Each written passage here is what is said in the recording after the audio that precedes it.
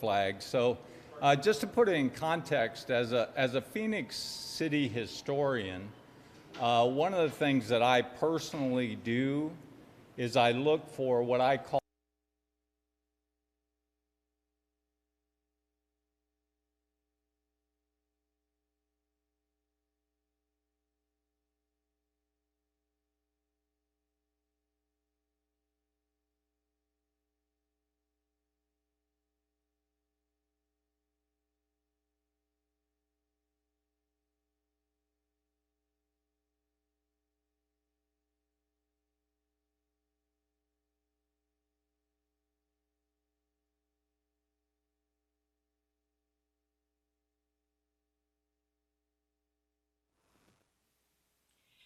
Good morning and welcome to the January 19th, 2022 Transportation Infrastructure and Planning Subcommittee meeting.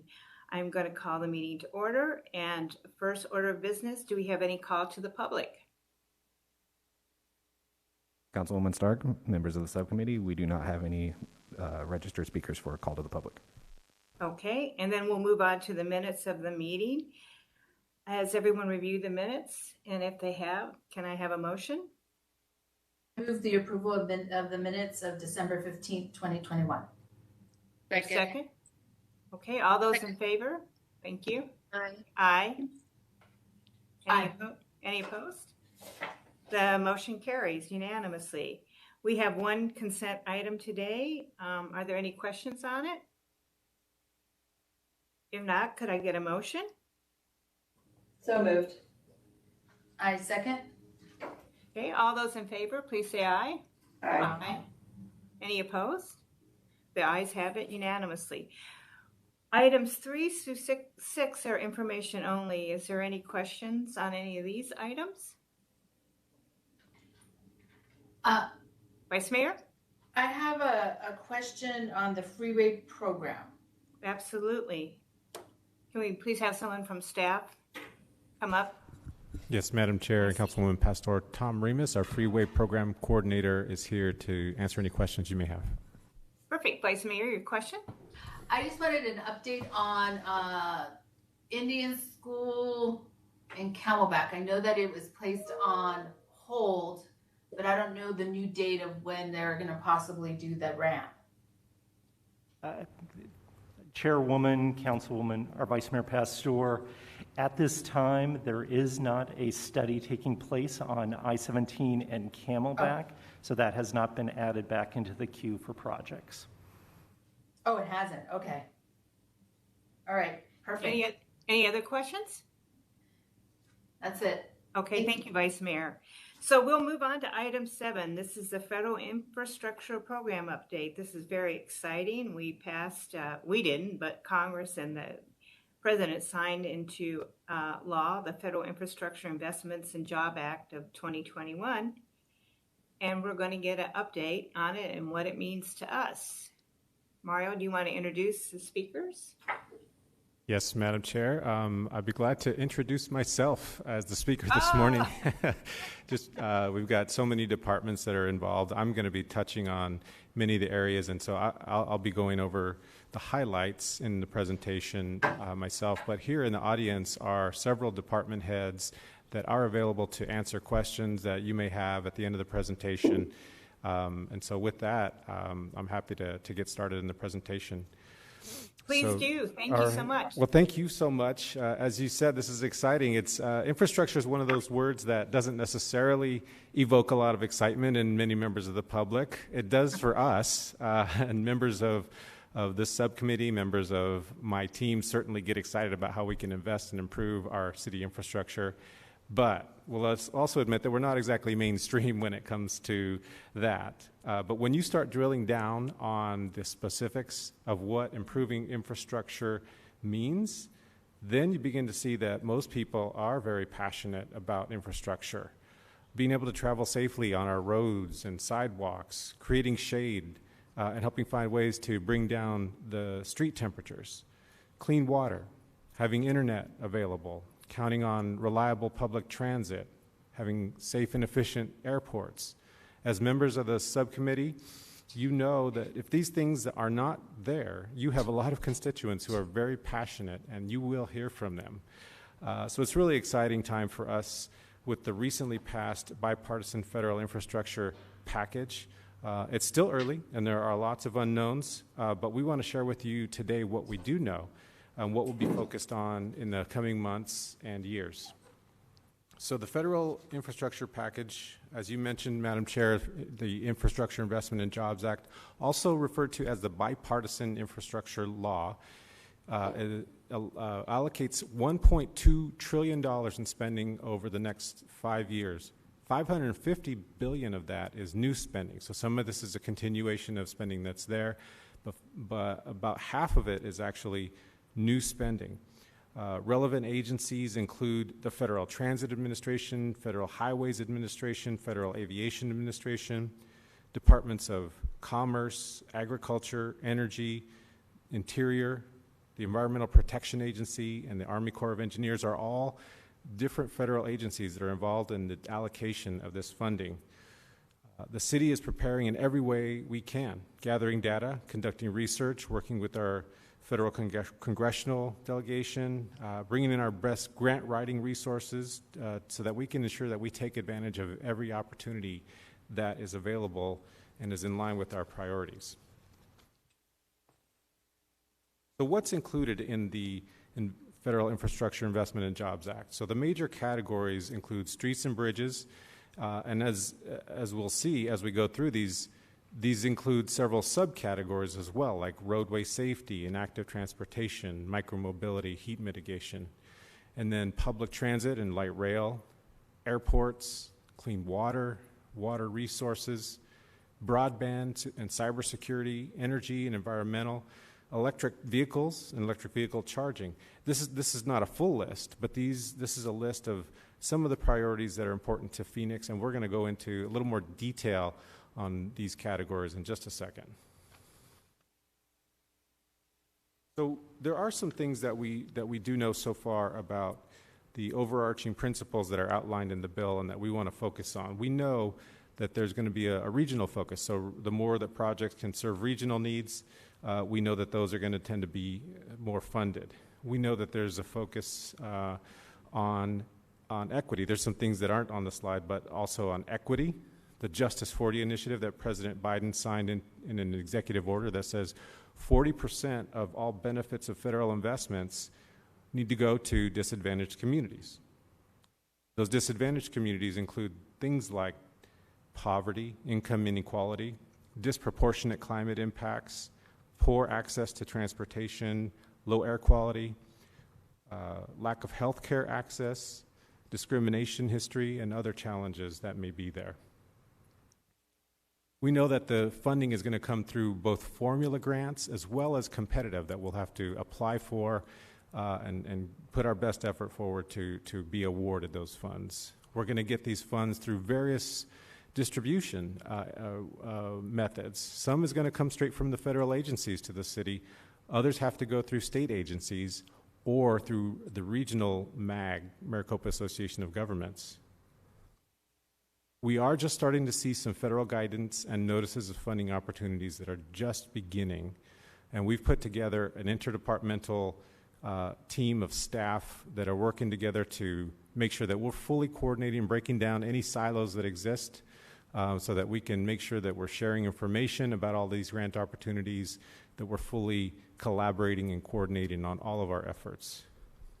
We recently gave a presentation to our Citizens Transportation Commission, and today are updating all of you. So now we'll get into some of the specifics. When it comes to the state's largest economic engine and jobs creator, investment in our airport system is extremely important. The bipartisan infrastructure law recognizes the importance of this in maintaining strong air travel and sets aside $25 billion in the aviation industry. $15 billion of that is formula money. And so we know right away, right offhand, that $220 million over 5 years will come into the Phoenix Aviation Department. Another $5 billion is for competitive grants for specific projects that we would need to apply for to improve our airport. And then another $5 billion is specifically for Federal Aviation Administration infrastructure enhancements. When it comes to public transit, Even during the pandemic, more than 100,000 people a day in the region are riding our transit system. Prior to the pandemic, it was more than twice that. And we know that riders are slowly but surely returning to our transit system. And we're working hard to make sure that our transit provides a great experience while meeting people's transportation needs. We also know that the council is focused on ensuring our vehicles operate as clean as possible. And the infrastructure bill sets aside nearly $7 billion for competitive grants for low to no emission buses and the associated charging infrastructure. This enables us to move forward with the evaluation of electric and hybrid buses as part of our climate action plan. There's also $300 million in formula funding for public transit, $30 million for the State of Good Repair program, and funds that can be available for Phoenix's recently approved bus rapid transit corridor along 35th Avenue. Specifically for light rail, there's $23 billion allocated for the Federal Transit Administration's Capital Investment Grant program over the next 5 years. That's actually about twice as much as it's been since the previous 5 years. So essentially doubling the amount that's available. This is really good news for our Transportation 2050 program, our light rail system, and expanding that out. Our next planned extensions, as you know, are to the state capitol and out to I-10 West once the extensions to South Central and the Metro Center are complete. And so we're really excited about the opportunities here to help fund our light rail system moving forward. This is really going to be a big plus for our Transportation 2050 program. As you know, there are extensive needs in Phoenix for projects that address flooding and stormwater. There are funds for projects in the bill, but in the context of the magnitude of $1.2 trillion, $1 billion nationwide is not a lot of money for these kinds of projects, but Phoenix will certainly be looking to leverage the federal funding along with the limited city funding that's available for stormwater projects and funding that comes from the Maricopa County Flood Control District. In the area of public works, first and foremost, we're looking to transition our vehicle fleet to electric. So the funds available in the bill for electric charging infrastructure will be a big help and catalyst to getting that moving forward. But we're also looking to improve our facility infrastructure, building energy efficiency, and enhancements to our recycling program and to recycling facilities.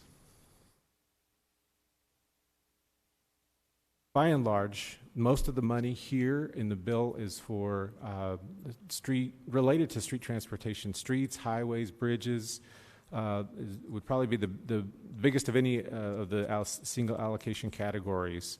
It's extensive funding available for these programs.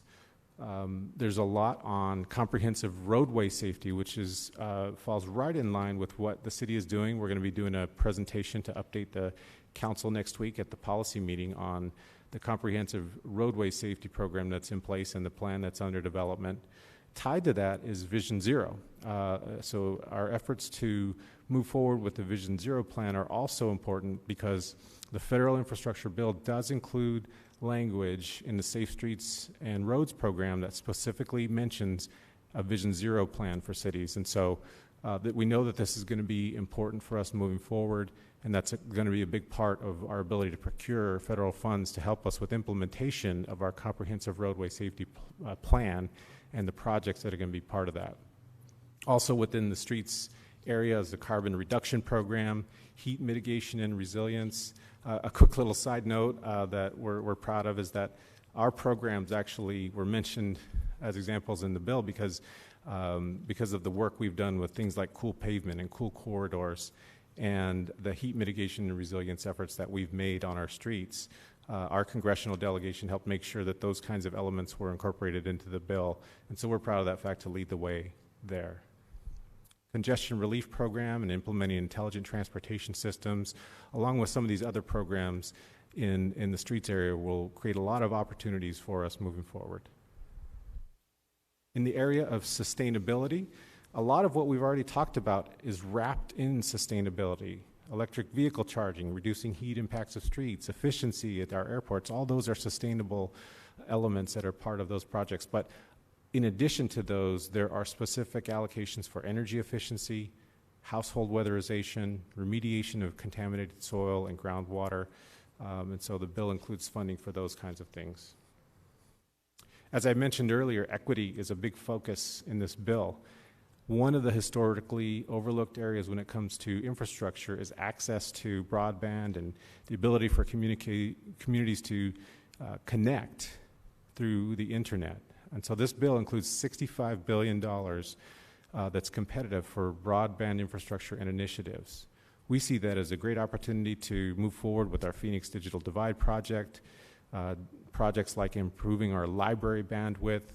There's also $1 billion that's set aside for cybersecurity enhancements, which is surely a need moving forward in a constantly changing world.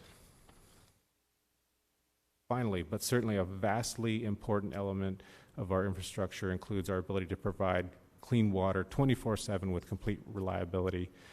The funding bill sets aside $35 billion for drinking water, wastewater projects, which we see as an opportunity for rehabilitation of our water treatment plants, new wells and reservoirs, facilities security, and there's $8.3 billion specifically for water resource infrastructure projects, including $300 million for Colorado River drought mitigation. So with that, Madam Chair, members of the subcommittee, we appreciate the opportunity to present on this item. And as I mentioned, several department heads are here in the room and available to answer questions that you may have. Thank you. Great, thank you. This is very, very exciting. I just have a couple questions, and I'll turn it over to the rest of the subcommittee. Under aviation, is there a possibility that some of the funding could be used to help the Air National Guard meet their mission? Or is it too soon to tell? Madam Chair, that's an area that we're certainly looking at and exploring. Chad Makowski, our Aviation Services Director here, is coming up to the table to help explain. Madam Chair, members of the subcommittee, indirectly the answer is yes. So what this funding will allow us to do, the $44 million in allocated funding, as well as the $5 billion that will be available for competitive funding, what that allows us to do is actually start to develop some of the enabling projects that will clear the way to allow us to support the Guard as they continue to pursue their mission to expand the base. Okay, thank you. And then just one other quick question, and kudos to our Vice Mayor. She's really worked on the issue of digital divide, and we have been working to bridge that gap. My question, I guess, is will that assist us in trying to get some additional funding for the digital divide? Since we've already done a lot of great work, will this help us? And Vice Mayor, you may want to add to that. You may know more than I do, so if you want to add on to that question, please feel free. Yeah, there's a little confusion, I would say a little confusion going on with what is written in the packet. Okay. For short term, with the ARPA money, I am going to, along with other colleagues, request for an additional $25 million to finish off the 180 square feet. This money, I would then want to identify additional dollars to finish the rest of the city off. Okay. And so what is written in the packet, I wasn't aware that it was written this way in the sense of how it was written. And by the time I read it last night, it was, I didn't say anything until now. So that's where I want to add some clarity. I appreciate that. I'm just hoping that because we've done so much with regards to the issue of digital divide, that the federal government will see fit to give us the additional funding, because we really have, thanks to your leadership, really moved the issue forward. The other piece is that we did apply for an NTIA grant to try to finish off the rest of the city.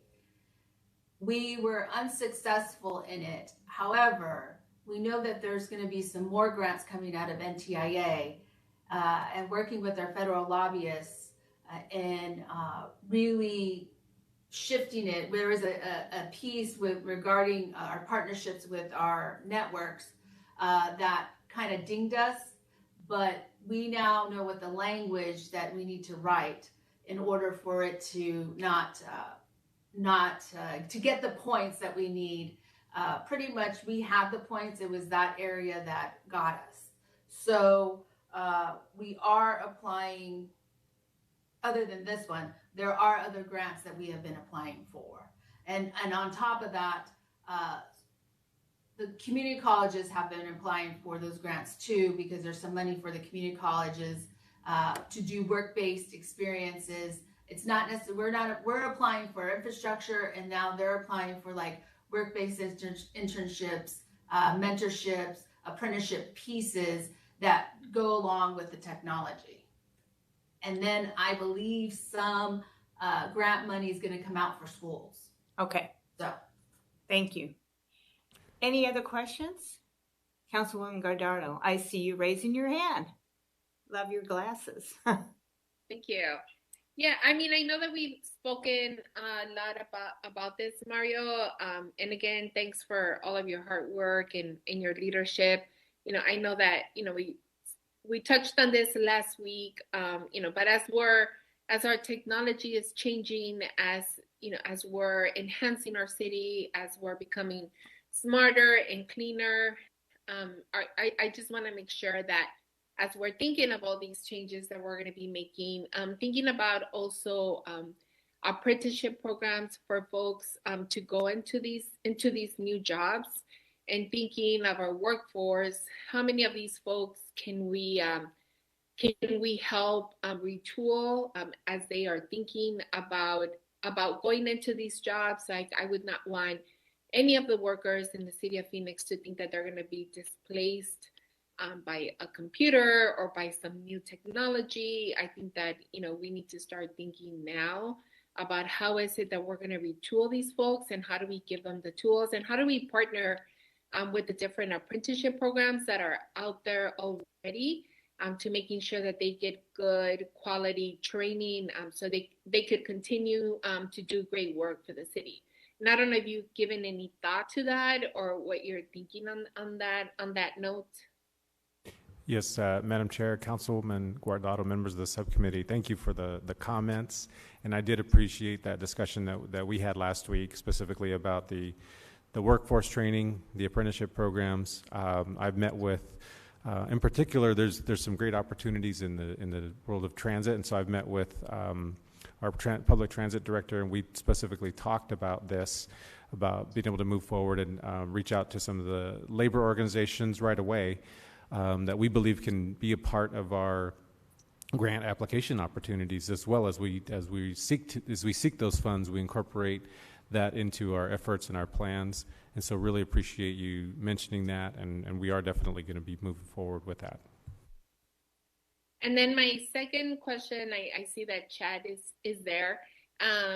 My second question is around, I know that we're talking about a childcare facility somewhere around the airport, and was wondering, and I'm hoping, and I guess my question is, will we be able to use some of this money for these workers as we, as we're enhancing the airport, as we continue to have a huge need for more workers at the airport? I know there's been I was very happy to see a couple of job fairs that are happening to hire more people, but with this bill talks a lot about equity. It talks about, supporting our working class communities. And I know for sure that, childcare is one of the biggest barriers that people are finding. So I also wanted to know, are we thinking on how we can use this money to continue to enhance and maybe even help to fund the childcare facility at the airport? Chairwoman Stark and Council Member Guardado, there are some constraints in terms of how that funding can be used in the aviation environment. So the formulary allocations can only be used for AIP eligible infrastructure projects, which are primarily runways and taxiway type infrastructure. The competitive grants are limited to terminal improvement type projects and sustainability projects for terminal improvements. But I want to reassure you that the Aviation Department has been and will continue to be very committed towards the child care concept and the facility. And really what this additional money does is it allows us to free up capacity to support those types of projects. So I'm very excited about that. Okay, great. Okay, that's all I had, Chairwoman. Thank you. Thank you. Are there any other questions? Yes, Vice Mayor. I would like to go to the street transportation, in particular, the first bullet where it says micro mobility and bike share programs.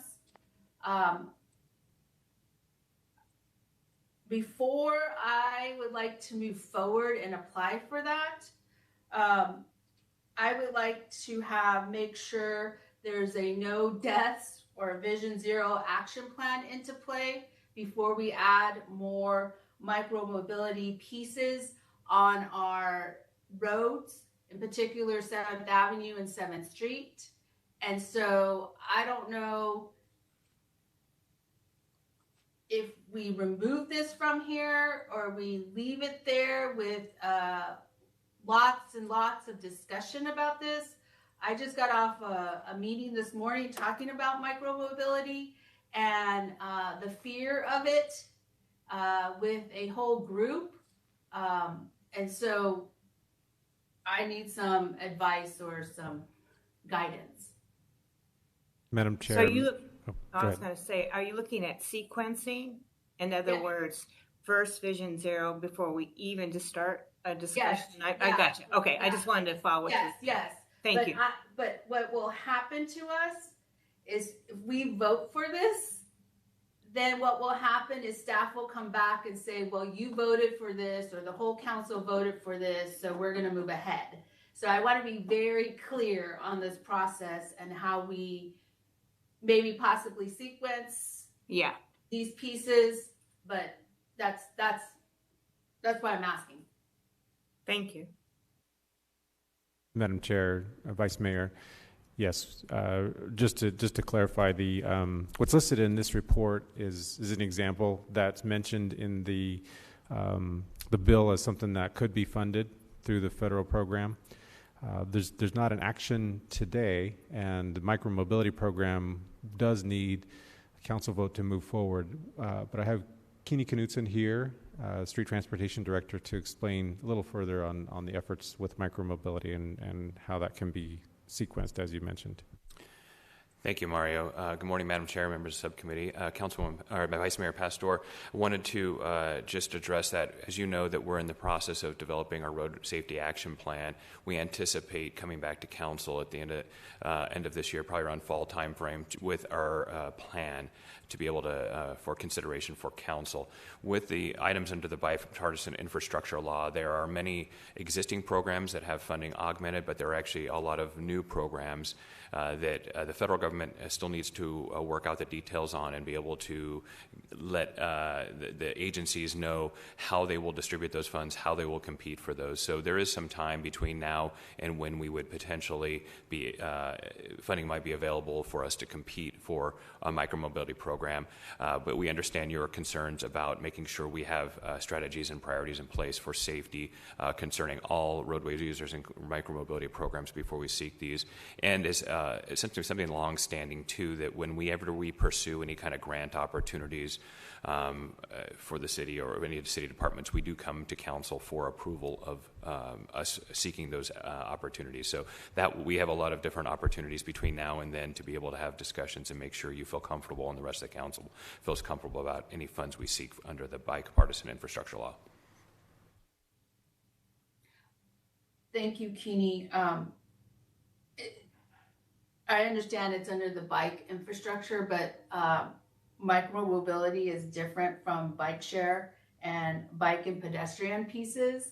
And so that's micromobility is completely different and separate and probably defined versus bike and pedestrian safety and pieces. So I'm just saying, I know there's no action, but I'm starting the conversation so that staff is very much aware. I don't think it's just me. I think many of us on this that sit here that are trying to do a safety plan will understand my thought process and what I am trying to advocate in order to not add additional vehicles or micromobility to the roadway that will cause more deaths unless we have a really solid safety plan. And so that is why I'm bringing this up in front of the committee to understand where my concerns are. But appreciate it. Thank you. Thank you, Vice Mayor. Thank you, Vice Mayor. That makes a lot of sense. I think first we have to have the backbone, which would be the roadway safety plan, before we start reaching out to other issues like micromobility. So good point. Thank you. Very quickly on the regional issues, and you don't have to present today, but I'm just curious if you could maybe come brief me on roads of regional significance so that we know how we can partner with some of the other cities. For example, Camelback Road goes through many various cities, not just Phoenix, but Scottsdale and Glendale. And how can we partner to make improvements that we might need on our roads of regional significance? And so I would like to have a list of those. Just so I could start studying it. I don't know about the rest of the subcommittee, but I think that might be helpful for us so then to partner with our surrounding cities so we can have meaningful dialogue and go after money to help all of us. Madam Chair, we will certainly follow up on that. Okay, thank you. Councilwoman O'Brien. Just can we have that brought back to the subcommittee as opposed just to for you? Yeah. Okay. Okay, perfect. Thank you. Are there any other questions? Well, thank you again. This was a great presentation. I certainly hope we get our fair share of the money when we start making applications. Thanks again. So our next item is 8, and this is a general aviation update on the Phoenix Goodyear Airport. Yes, Madam Chair. Chad Makowski is here, the Aviation Services Director, and he will introduce the members of his team that will present to you on this item. I think Councilwoman Guardado, you asked for this, I believe. Thank you. It's very close to your district. Chairwoman Stark, members of the subcommittee, with me today are Sarah Demery, who is the Assistant Aviation Director for the Phoenix Sky Harbor Airport system. Very happy to have her here as she leads the general aviation team consisting of both the Phoenix Goodyear airports and the Phoenix Deer Valley Airport. Along with Sarah, we have Brad Hagan, who is the general manager for the Phoenix Goodyear Airport. I'm going to turn the presentation over to Sarah to kick off the discussion on the Phoenix Goodyear Airport. Sarah? Thanks, Chad. Good morning, Madam Chair, members of the subcommittee. We're delighted to provide you an update on our general aviation airport operations at Phoenix Goodyear Airport. Brad Hagan, our Phoenix Goodyear Airport manager, will be providing the update.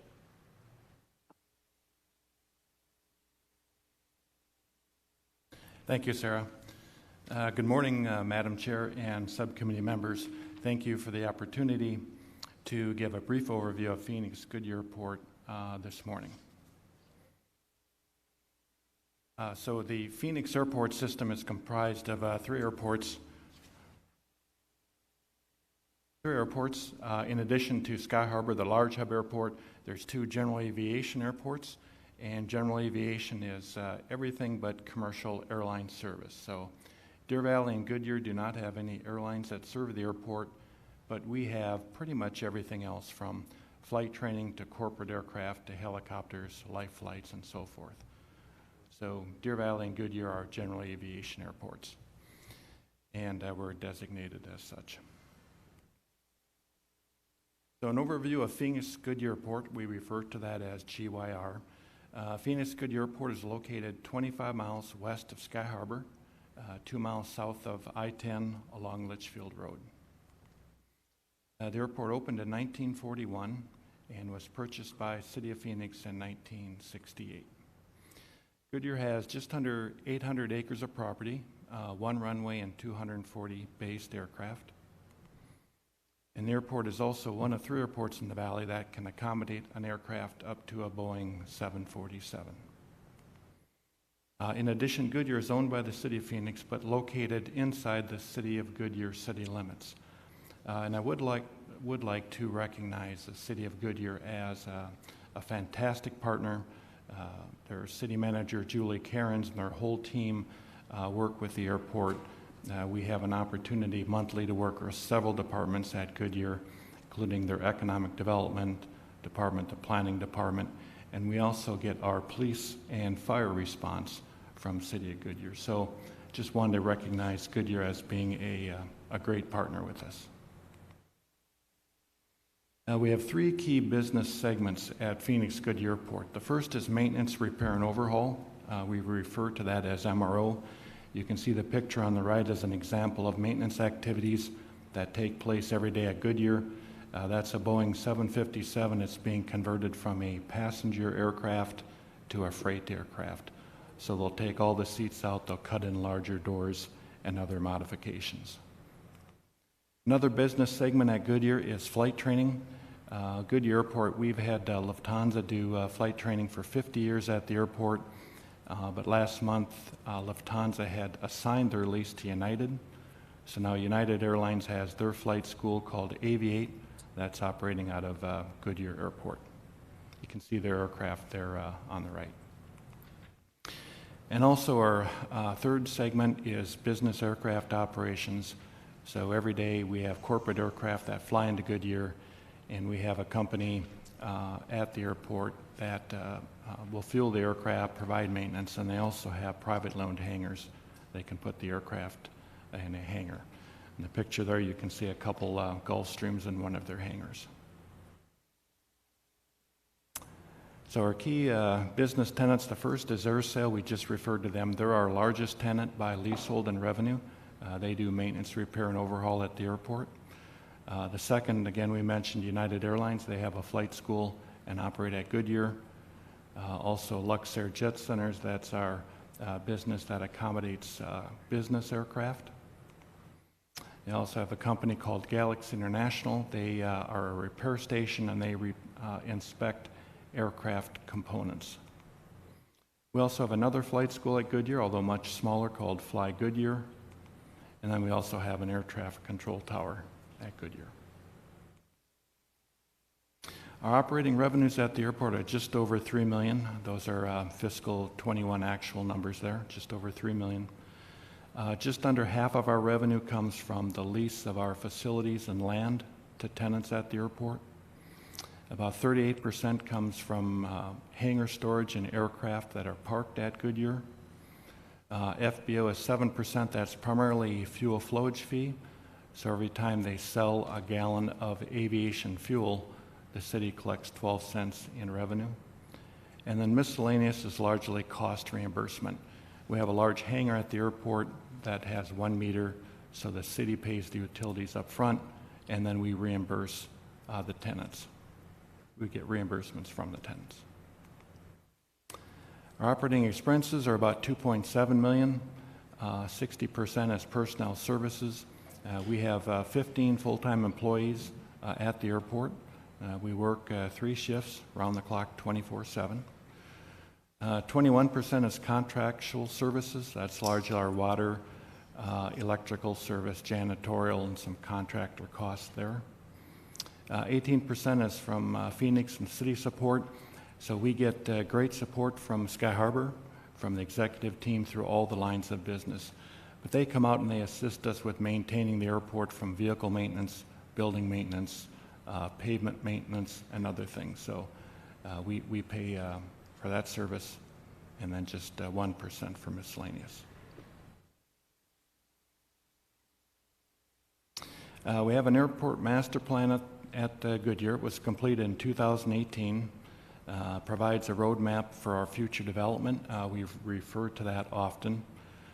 Creates a forecast and a capital improvement plan for the 20-year planning period.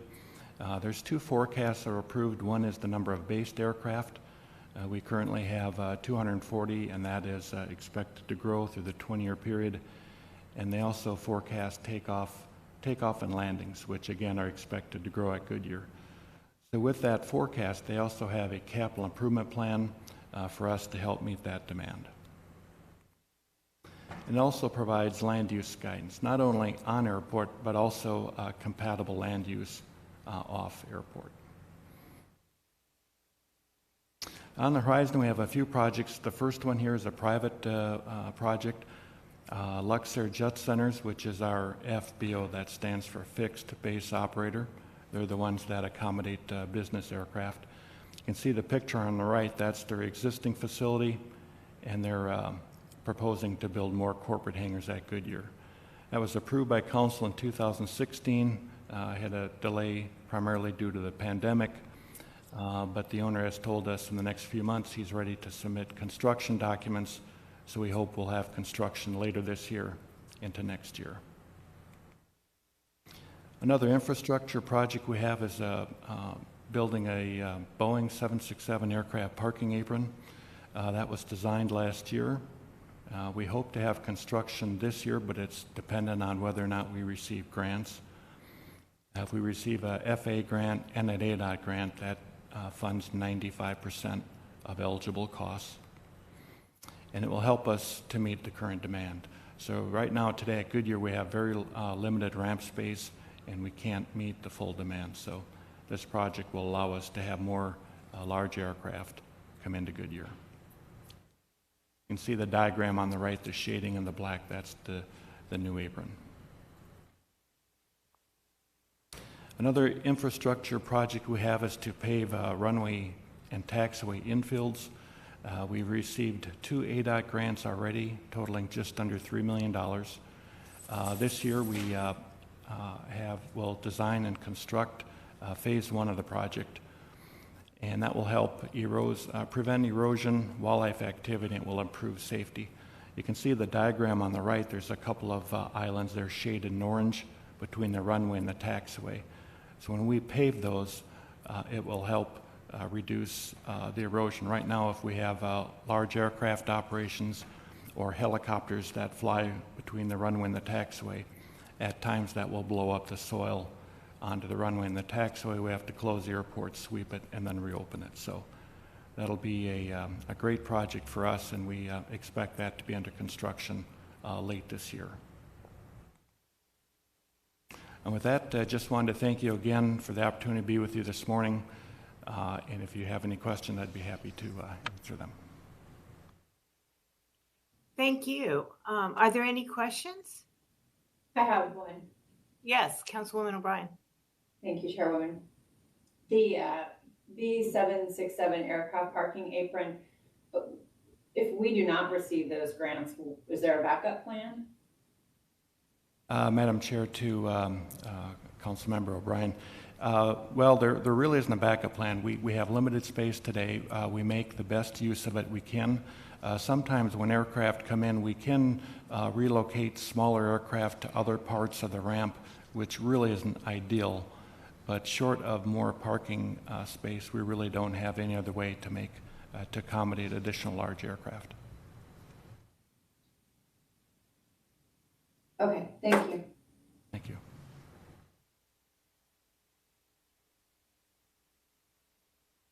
Any other questions? Oh, Vice Mayor. I just have one. I'm just curious. When I go out to the baseball stadium, I see all the crafts sitting. But it was, is that where they're stored, or that was just during, I don't know if they were the 737s. I don't know. Yeah.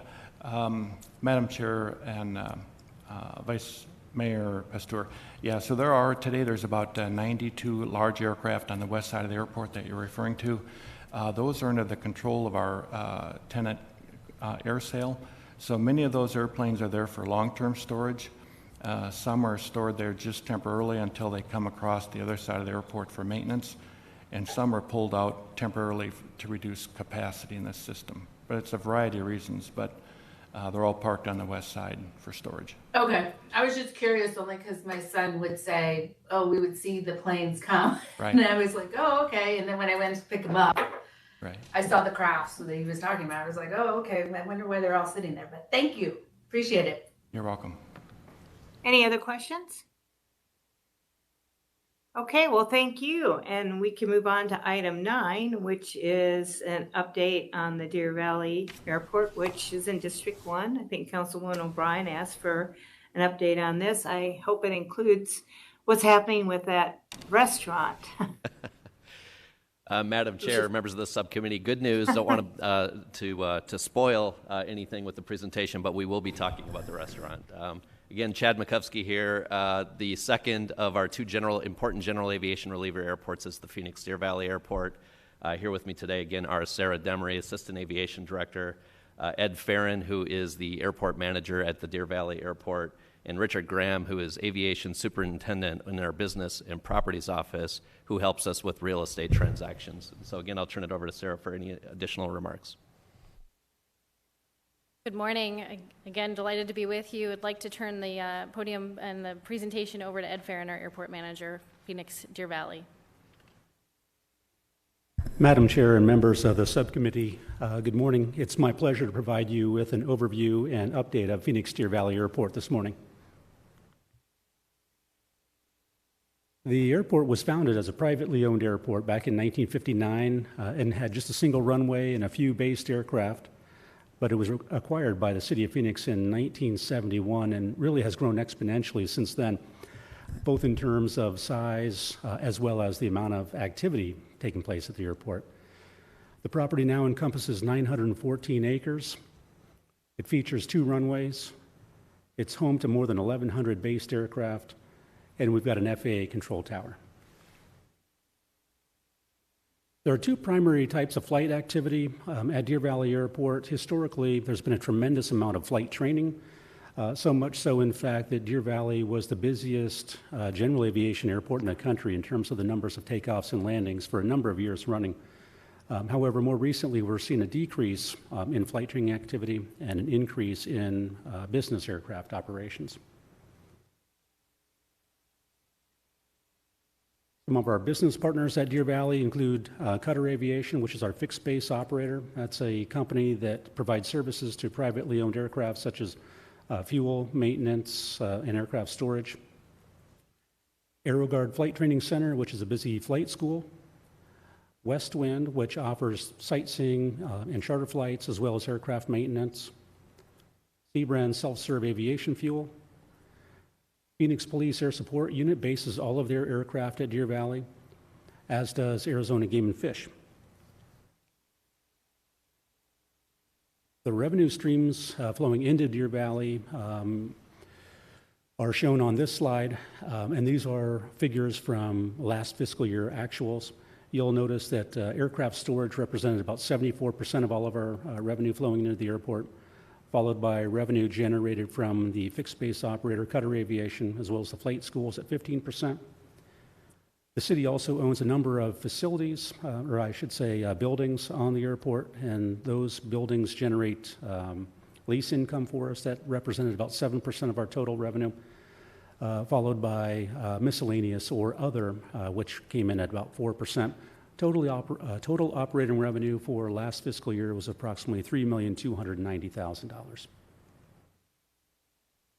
Our operating expenses for last fiscal year totaled roughly $3,188,000.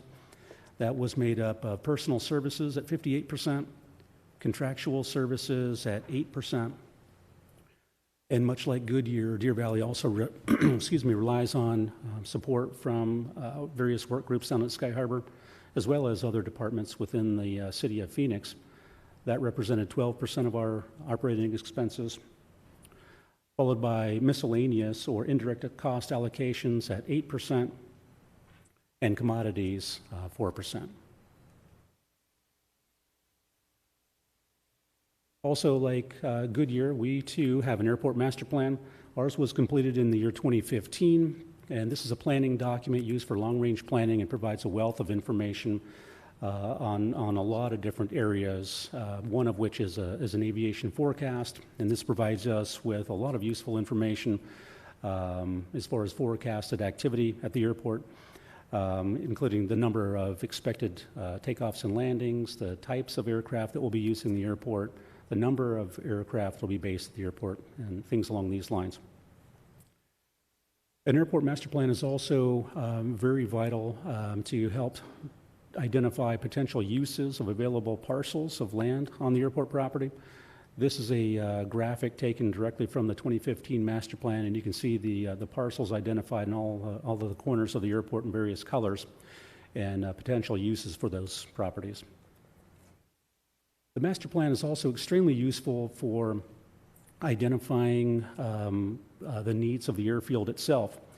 Airports are required to conform to FAA design standards in terms of geometry for runways, taxiway connectors, and these sorts of things. And these standards tend to evolve over time. And the master plan is a very valuable tool in analyzing the current FAA design standards and then comparing those to the current conditions on the airfield to determine where any updates might be required. And lastly, I would just mention that an airport master plan really should be updated every 8 to 10 years or so, and since Deer Valley's is a little over 6 years old now, we do intend to update it in the next few years. We've also got some exciting projects on the near horizon, starting with Cutter Aviation, and this is a artist rendering of a corporate aircraft storage hangar that they intend to build. This incorporates about 60,000 square feet of corporate hangar space, along with some accompanying office space. And Cutter hopes to break ground on this sometime the first quarter of this year. Additionally, we received City Council approval to enter into an agreement with a development firm that intends to build 200,000 square feet of corporate aircraft hangar space at Deer Valley. This graphic shows the approximate location of those hangars. This is the southeast corner of the airport. And due to the size of the project, it's going to be constructed in 2 phases. The first phase is shown in the shaded purple, and that'll represent approximately 100,000 square feet of hangar space. At the same time, this development firm will construct a fuel farm, which is to be used to fuel just the aircraft stored in this complex. Once phase 1 is done, they will roll over into phase 2, which is shown in the shaded orange area. And while we don't yet have a firm construction schedule for this project, I can tell you the developer does hope to break ground this year. And finally, the City of Phoenix hopes to be able to construct a new facility for our police air support unit. The current facility is shown on this graphic on the picture on the left. The picture on the right shows one of the helicopters that they store in this facility. And the current location of the facility is shown in the shaded red box on this graphic, and its location is a little bit problematic for us. In 2020, we constructed most of a new taxiway. We were not able to complete it full length because of the location of the police air support unit. We had to stub out a couple of portions of that taxiway, and you can see those stub outs shown in the yellow circles. The location that we identified to construct a new building for these folks was identified in the 2015 master plan, and that is shown at the bottom of this graphic, shown in the shaded green box. Can I just ask a quick question on the police air support?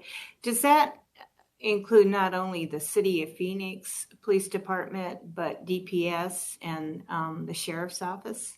Or is it just ours? Madam Chair, this facility is occupied only by the City of Phoenix Police Department. Okay, thank you. And we hope to be able to move forward with this project sometime in 2023. And Madam Chair, members of the subcommittee, that concludes my portion of the presentation this morning. I'll turn it back over to Ms. Demery. Thank you, Ed. And as you can tell, we're hard at work at both general aviation airports, and we're really excited by the development around the valley and the recent growth. We've been partnering with Aviation Business and Properties and looking at our master plans for both airports, and really feel that there's an opportunity to capitalize on that growth. Again, with us is Rich Graham, Aviation Superintendent for Business and Properties. He's going to give us a little more information on some of the work that we've been doing to develop both airports. Thank you, Sarah. Good morning, Madam Chair, members of the subcommittee. Taiwan Semiconductor is, as you all are aware, is developing a new plant up in the North Valley, and with that, we really anticipate some significant growth, development, industrial and otherwise, in the North Valley, and we're already seeing that in vicinity of the airport with Mac Industries.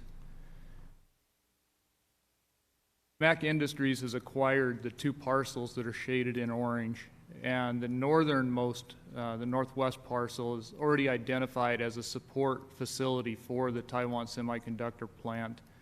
The southern part that is immediately adjacent to the north portion of the airport is at this time a spec planned industrial development.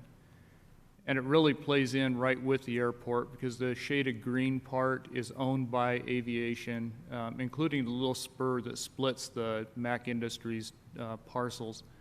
That was purchased or acquired years ago to provide an access point from the north side onto the north portion of the airport. And currently, Business and Properties is in communication with Mac Industries on the development of that road to make it a throughfare public roadway. So it'll provide a new access point for the north side of the airport as that development moves forward. And we just want to touch on, sorry, it jumped the slide ahead of me. Just want to touch on the fact that with all the development going on in the Metro Phoenix area, Business and Properties has engaged a broker service to help us reach out nationally to advertise our available parcels on both Goodyear and Deer Valley Airport. So we're really hopeful that having this national company, Jones Lang LaSalle broker service, can really benefit us and get us some new developments on both airports. And just wanted to touch on real quick the RCS solicitation for the restaurant did close, and we will be bringing forward an award in March. It's anticipated in March at this point for your consideration.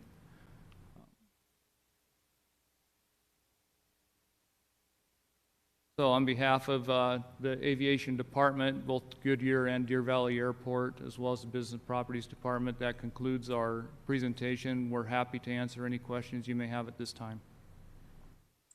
Thank you. I personally enjoy sitting at the restaurant watching the planes take off and land. It's kind of a nice experience. So I'm excited that we're getting a replacement for the old restaurant. Are there any questions? Just a comment. Yes, Councilwoman O'Brien. Thank you for this presentation this morning. We certainly are very excited at the possibility of changes for the Deer Valley Airport with all the growth and development that is occurring up in District 1 as well as District 2. The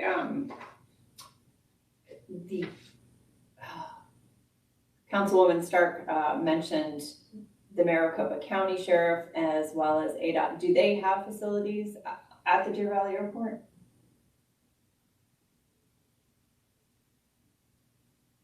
Madam Chair, Councilwoman O'Brien, the Sheriff's Department and the other law enforcement agencies that operate helicopters do drop into Deer Valley just for fuel, but they don't have any facilities on airport property. Okay. All right. Thank you very much. I appreciate the information. Look forward to working with you all. Thank you. Are there any other questions? Wonderful. So we'll move on to item 10. Small Business Financial Assistance Program. I believe Marcus is here to present. Yes, Madam Chair. Marcus Coleman, our light rail administrator, is here to present on this item. I just want to make a quick comment that about a year ago, a little over a year ago, the Transportation and Infrastructure Subcommittee was an important piece of moving this item forward to support the small businesses that were being impacted by light rail construction and providing actual financial assistance to them, which is something that our light rail program had never done before. It's never been done in this region for any of the light rail extensions that have been built. And so we're very proud of that fact that this was the first of its kind here in the state. We also brought that forward as a pilot program for 1 year, and so now we're coming back to request a continuance of that program. And I will turn it over to Marcus Coleman to talk about how that's gone and what our recommendation is. Thank you. And I've got to run and get some water. I have a little tickle in my throat. So Vice Mayor, if you could take over for a couple minutes. Thank you. Thank you, Mario. Thank you. Thank you, Mario. Vice Mayor, members of the subcommittee, thank you for having me here today and the opportunity to talk about the Small Business Financial Assistance Program pilot for our light rail program. As Mario stated earlier, this program was approved by City Council in December of 2020.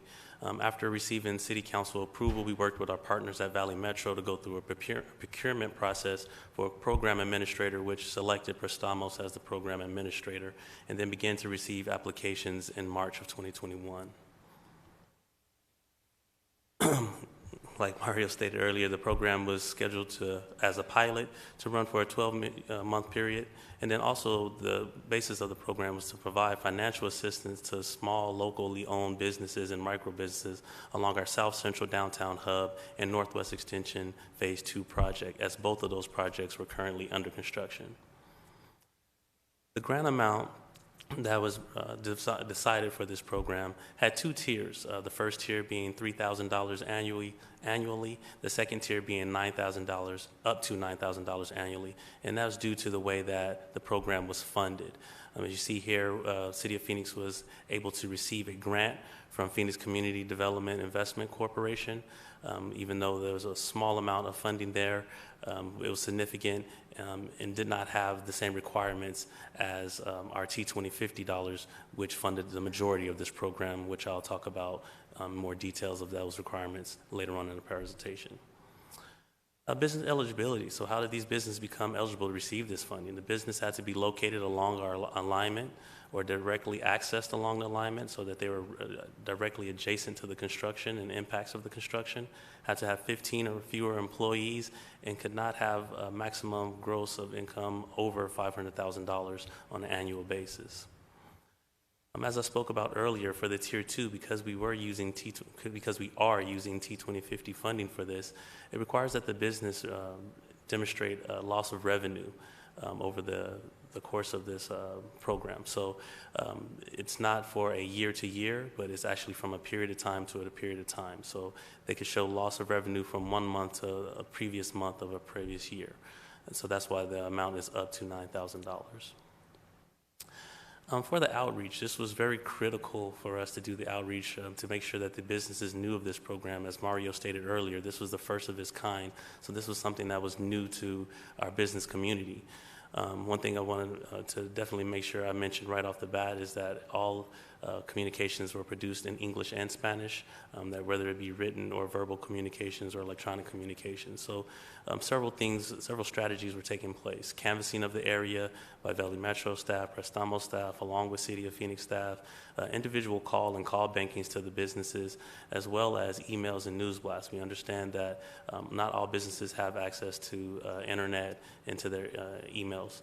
And so that we also had to implement, just physical notification, which came in the form of flyers and door hangers and handouts that really promoted the program. And then also, finally but not least, offer one-on-one assistance with completing the application, because we knew that it was critical to make sure that we had that kind of guided process to help those businesses navigate the application process. So where does that leave us today? Today we have funded 51 businesses along our South Central corridor, 7 businesses along our Northwest Extension Phase 2. These numbers have changed slightly since this presentation was put together. They have gone up. We have 20 plus applications that are being in the process of being going through the process right now. And so year to date, we have funded approximately $318,000 of funding that has actually made its way to those businesses along these corridors. So with working with Prestamos, as they've done the pilot program over this past 12 months, There was a few suggestions that they had for us, and we've looked into these as recommendations to the program to make the program a little bit more robust and be able to reach some of those businesses that have not been able to participate as of yet.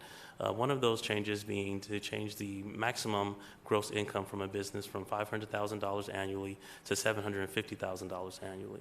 This is based on feedback that we've received from applications that have been denied over this 12-month period. The second recommended change is for businesses to be in existence 1 year prior to the start of construction. While this was required for the pilot program, just so they could show that there was a loss of revenue, you needed that 12-month period to show that they had a loss of revenue from the prior year.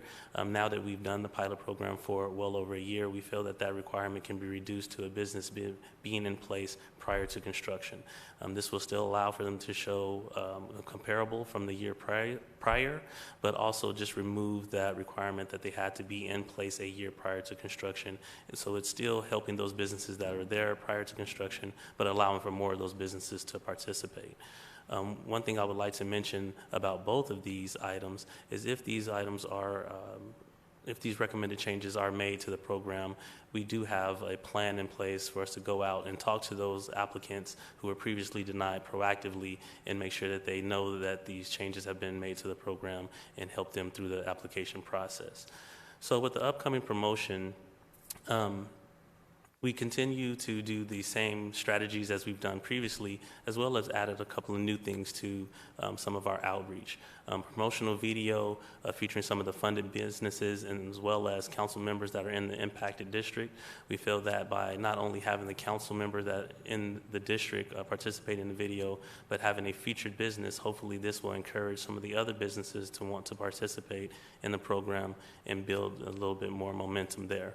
And then also with our one-on-one assistance, as I mentioned earlier, just wanted to kind of add some more detail to that this one-on-one is not necessarily always taking place in the business. We'll do it by phone, we can do site visits, and we can also work with those businesses at locations that they feel most comfortable. Sometimes they need to get away from their actual business in order to be able to concentrate, so we'll meet them at any place of their choosing. And so with that, the recommendation that I have today is that I'm coming with this report to request that the subcommittee recommend to the City Council to continue the Small Business Financial Assistance Program pilot along the South Central and Northwest Extension Phase 2 until the completion of the construction, which is anticipated in December of 2024, and then also to make the revisions as suggested during the presentation. Thank you, Marcus. I appreciate that. And certainly if you need help with any kind of video or any kind of encouragement, I know along the Northwest Extension, I'd be happy to do that. I'm sure that the councilwomen from District 1 and 5 would also be happy to be a part of that. So are there any questions? Councilwoman Guardado? Yeah, thank you so much for that. And thank you, Marcus, for that presentation. As you know, I've been a huge supporter for light rail, especially on the west side, but throughout the whole city. It's something that's important. It's something that's needed. Working class families definitely need different sources of transportation. So excited to seeing this happening. Kudos for all the council members that made this happen at the end of 2020. We know there was a lot of businesses that were hurting at that time. But I guess as we're talking about the extension out to the west side, one of my question is, but can you talk a little bit about the outreach you and your team will be doing? I know you touched on it, but can you elaborate on that a little bit more, just to ensure small business know that this financial assistance is being offered through the city? I think it's a great idea to get the council members that are impacted to come out and do videos about this. But can you elaborate more on that? Yes, Madam Chair, members of the subcommittee. So far, some of our efforts, like I said, we really had to focus on being able to meet businesses where they were. We know that a pandemic is taking place right now, but we know that some of our businesses, especially along our South Central corridor, do not have the access to some of the virtual items that we have available at our disposal. And so we've done some canvassing, not only canvassing of city staff along with Prestamo staff and Valley Metro, but we've also done some canvassing where the council members of those impacted areas, districts have accompanied us. What we plan to do in the future is to continue to have those canvassing events, continue to have small business meetings to where we invite businesses and do workshops. We were very successful at the launch of the program to do some application workshops, and so we intend to do some more of those in the near future, as well as we are partnering with Community and Economic Development Department as they have funding, COVID relief funding that they are also releasing out into these areas as well, to make sure that we are coordinating our efforts to really gain the momentum to where if a business can either qualify for both, or if they do not qualify for the CED funding, hopefully they can qualify for the small business or vice versa. So we really are really pressing our partners at Valley Metro and Prestamos to think outside of the box, to think of what creative ways we can reach the community, and then also taking note of where we receive our biggest bang for our buck. We try to do a monthly newsletter that we send out to the businesses that features this information, as well as we continue to have canvassing that takes place on pretty much a regular basis, weekly and daily basis. And then can you also, thank you, and can you also talk a little bit more about on the timeline on when you're rolling out this program? And then I do want to mention something that Mario just mentioned to me as well, is the video as part of that communication. We really know that the constituents have a lot of faith in their elected officials, and we feel like that would really bring some of that stability to the program as well. To follow up on the question that you just asked again, could you repeat that? I'm sorry. Just what's your timeline of the rollout of the program? And so the program is already in existence right now. As we stated, the program started receiving applications in March of 2021. The 12-month period will run through March of this year. That's why we bring in this item to the subcommittee now, and we'll be going to full council later on, early next month. And okay. Then my final question is, thank you, is how can we continue to work with IDA, with Chris Mackey, with Economic Development Department, and how do we maybe try to get ahead of things as we're thinking about the line for the west side, and as we're continuing to expand the light rail? There should be, after you're done, with downtown or with the central line, there should be a handbook, right? Or something, some sort of procedure that you're going to say, okay, this is a procedure we're going to go through.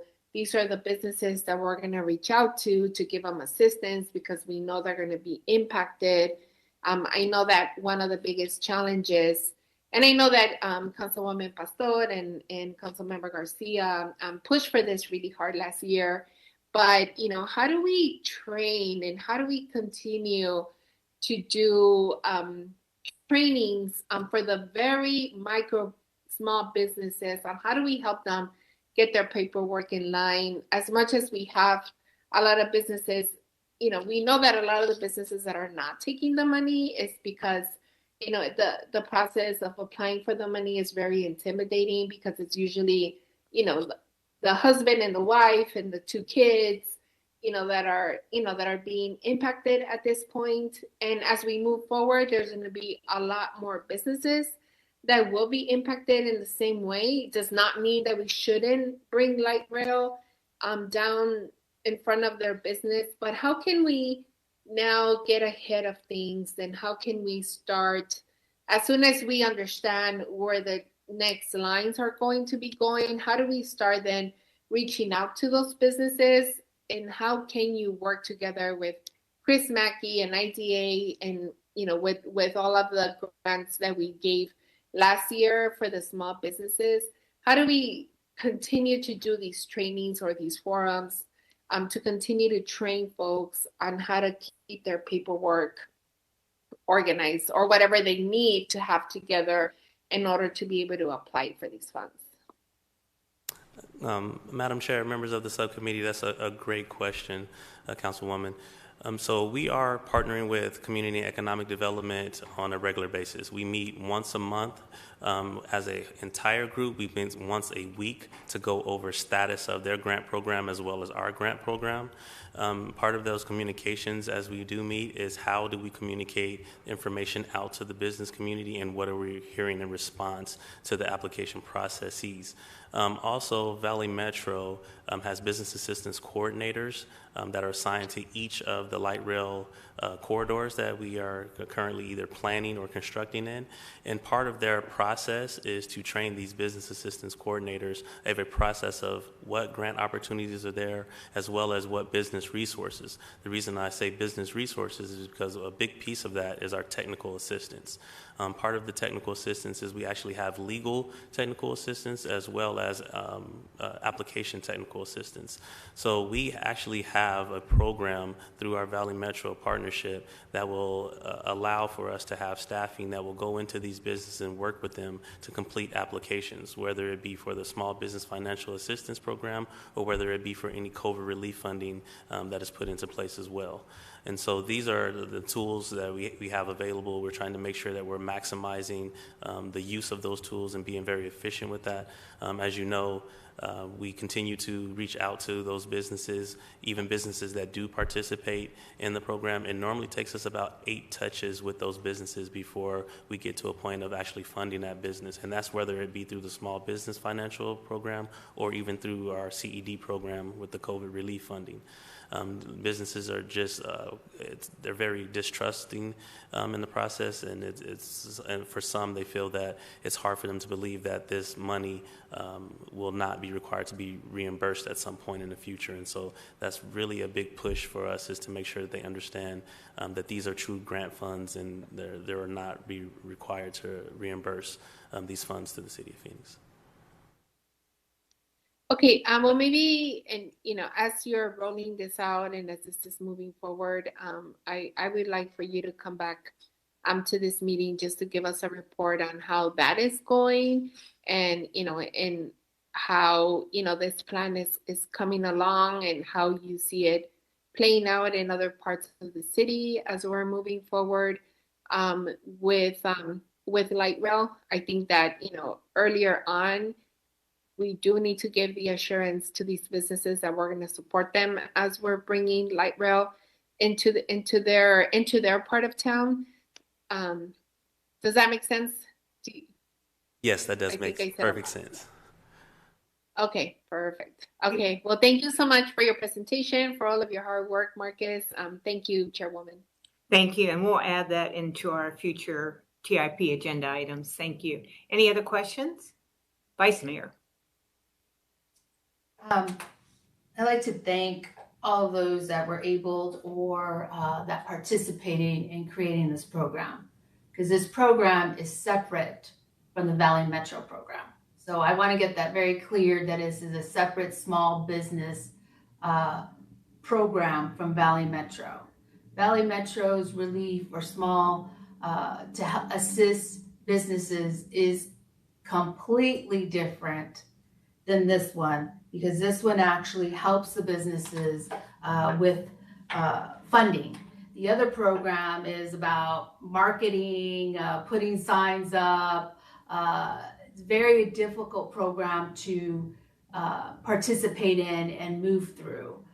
What we saw happening during the Northwest and the Southwest extension was that businesses, small mom and pop businesses, were closing because they needed financial relief, and that relief wasn't available. In addition to that, COVID hit. So if you light rail, now COVID, it's a struggle. So I appreciate all those that jumped into action and were able to create this. That's just a little bit of a history of the program. The first bullet, and I want to know why we're doing this, because we intentionally, not more than 500, that was intentional. That was intentional for those small mom and pop businesses that then bigger corporations, and I don't know if corporations, but what I mean is, or franchises weren't able to apply for this because it was supposed to get to the hands of the mom and pop businesses and the real micro businesses. So why are we increasing this? Madam Chair, members of the subcommittee, this comes from a recommendation that we received from Prestamos as going through the administration of the pilot program. What we saw as we went through the pilot, there were several businesses that fell between the $500,000 and $700,000 gross income that weren't able to participate, even though they had less than 15 staff employees. They were directly along the alignment.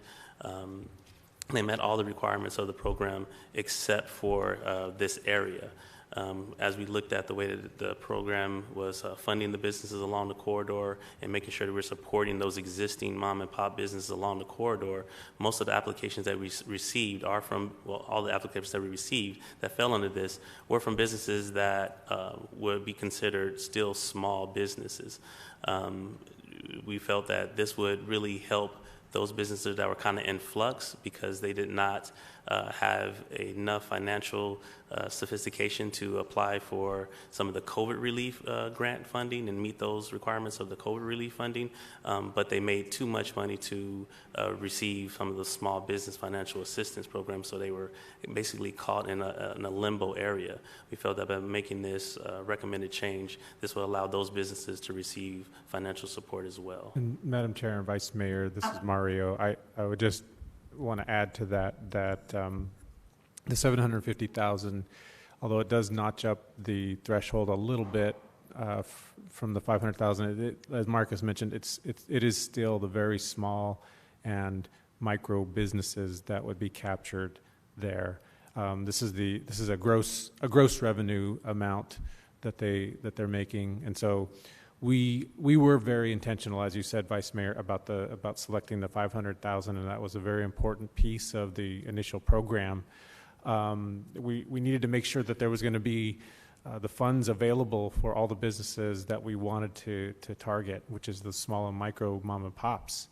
And I think it's been very effective at that. But we just see that there's this one more gap where there's some very small businesses that could be captured within that next range. And that's why we're recommending moving forward with that. But I still want to emphasize that these are the very small and micro businesses. So can I have a list of those businesses caught in that gap? Absolutely. We will get you a list of the businesses that we've identified that would fall in that range. Okay, because I know that we were very intentional about this. And the person who really, I want to know if who was briefed on this was Councilman Garcia, because he was active in this process. Madam Chair, members of the subcommittee, Council Member Garcia has not been briefed on this item yet. This is being scheduled to be briefed with him before going to a formal council. All members of the subcommittee have been briefed, but all members of the formal council have not been briefed as of yet. Okay, I don't feel comfortable on voting on this when the key crafter or the key person that was the advocate of this and looked at it has not been briefed. But I'm assuming, okay, well, I'm not assuming. I believe the next step is if we vote for this, then he has an opportunity at council then to say, I'm not in alignment with this. I just find it hard because he was the crafter, and Mario, you were in the thick of things with all of us. Madam Chairman, Vice Mayor, I would just elaborate a little bit that although we haven't done a specific briefing on this item, that I believe that it does reflect feedback that we've received from the Vice Mayor about making sure that we're capturing as many of the small businesses as we can that are along the South Central corridor. But if it's something that you would feel more comfortable with us bringing back to a future meeting after we sit down with him, and that would be fine. I'm fine in moving it forward, but I think he really, because he was the one who was in the thick of things, along with Councilwoman Guardado and I, but this is his area. Right, absolutely. And he was the designer and really one that lifted this with all of us. But I'm willing to vote on it. If you just said that it falls his alignment, I'm willing to vote on it. Could we, just as a follow-up, could we, if we vote on it, could we delay it going to council by a couple weeks so that you have the opportunity to brief everyone else and get their feedback? Yes, those briefings are already scheduled. Okay. But we'll absolutely make sure that happens before it comes forward to the next full council. Okay.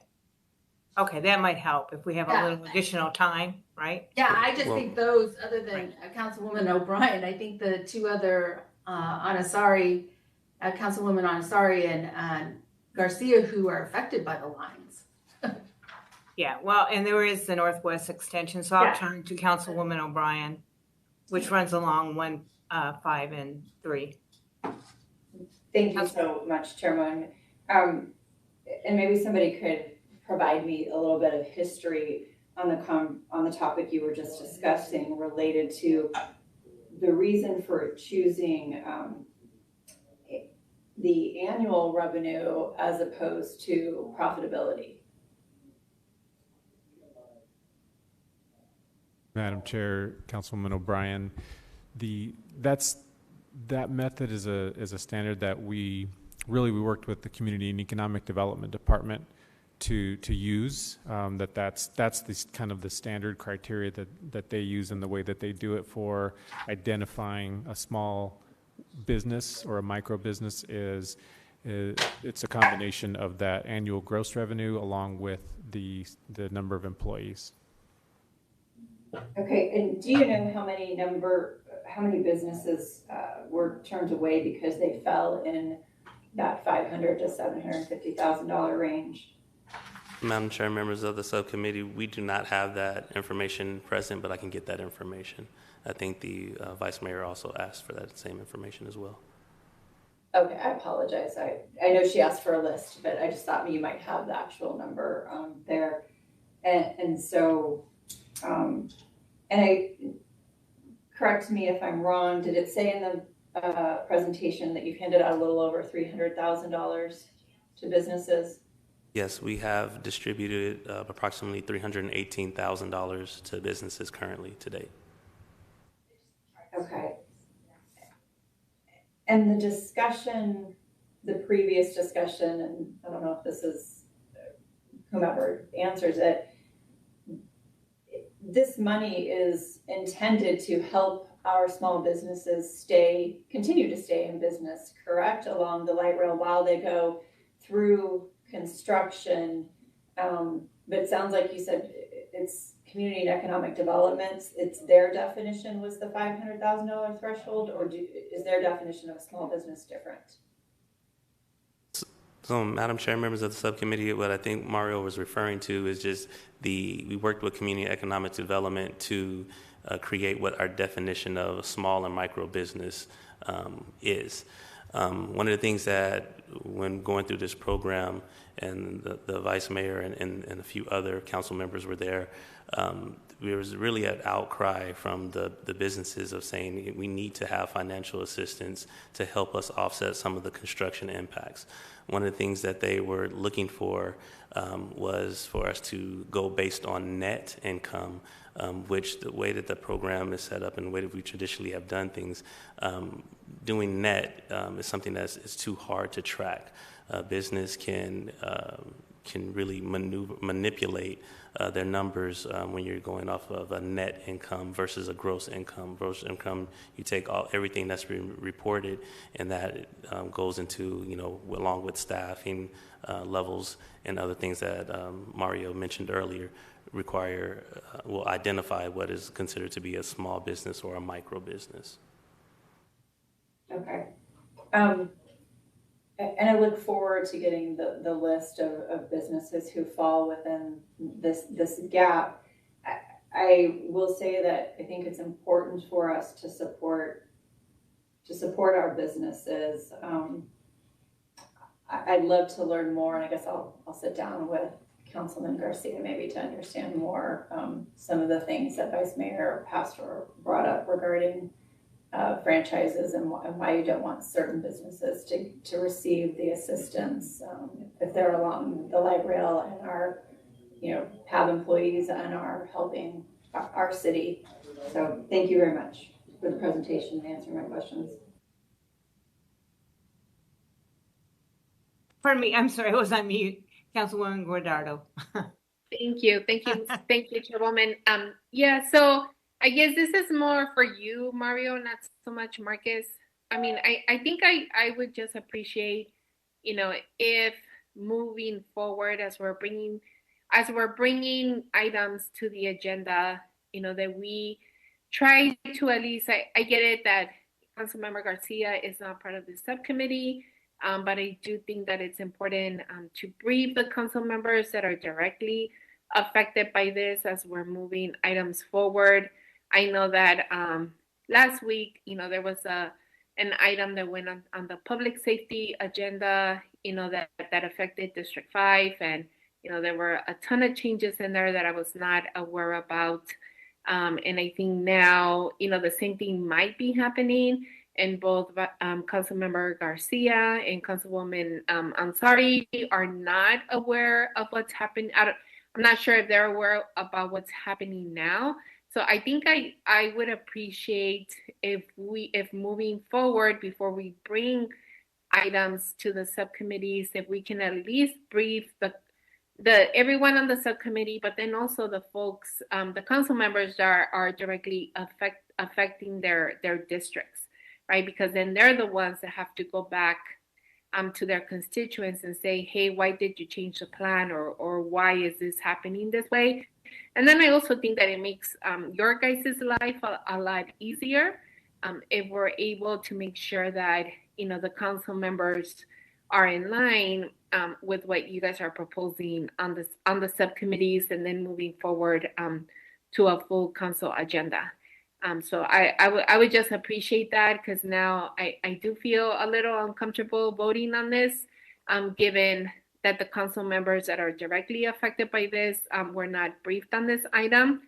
I guess I'll be voting for it, but it might change my position might change before we get to the council, just because I want to make sure that folks that are directly being affected by this and that have to go answer to their constituents, I want to make sure that they're also in line with what we're voting on. Yes, Madam Chair, Councilwoman Guardado, I agree 100%. Thank you for your comments. Vice Mayor, you have a question? You're on mute. I just needed to add some clarity. This was designed by and for the community. And there was an outcry in the community that came to the council. This was created for micro and small businesses. And my request is that Mario along with Councilman Garcia, to sit down with Councilwoman O'Brien to explain why it was created the way it was created. We will absolutely do that. Thank you. Are there any other questions? I do have, sorry. Yes, Councilwoman O'Brien. Thank you, Chairwoman. I just want to go back on procedurally that this is, I don't remember what date it's supposed to come. It's coming before formal, but all the other meetings or briefings have been scheduled with other board members. So there is not necessarily a reason to delay it, given the fact that those briefings are scheduled per Vice Mayor Pastor and Councilwoman Guardado's requests. Is that a fair assessment? I didn't make a request. I think we're willing to perhaps vote on it today, but we want to maybe delay it by 2 weeks going to council so that staff can brief everyone else that's impacted by this decision. Did that make sense? Is that? I guess I was asked, I thought Mario said all those briefings were already scheduled, so I wasn't sure I understood the point of a 2-week delay if those briefings are already scheduled. So that's my clarifying question. Okay. No, I understand that. So I guess we'll turn to Mario. Do you think you can brief everyone prior to coming to council, acknowledging the fact that some of the subcommittee members may change their opinion as you go through the briefings? Yes, absolutely. Okay. Okay, I appreciate. Okay, perfect. And I'm sorry I misunderstood you, Vice Mayor. Okay, perfect. Any other questions? So can I have a motion? So moved. Is there a second? I'll second. Okay. And again, reiterating the fact that although we vote today, we still have the opportunity to change your vote once it gets to council at large. All those in favor say aye. Aye. Aye. Opposed? The ayes have it. Thank you.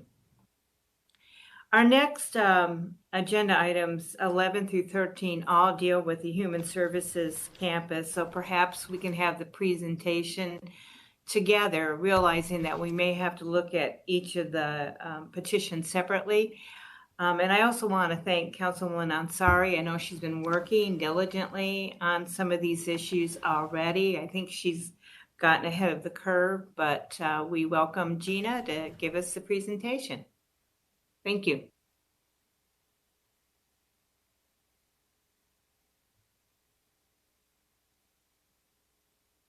Good morning. Whoa, I'm loud. Good morning, Chairwoman Stark, members of the subcommittee. This morning we're here to discuss the 3 citizen petitions presented to the City Council in December.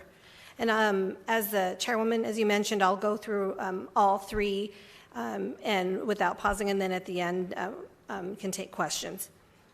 So the first petition, let me advance the slides. The first petition requests that the city install more waste receptacles in the neighborhood around the Human Services campus.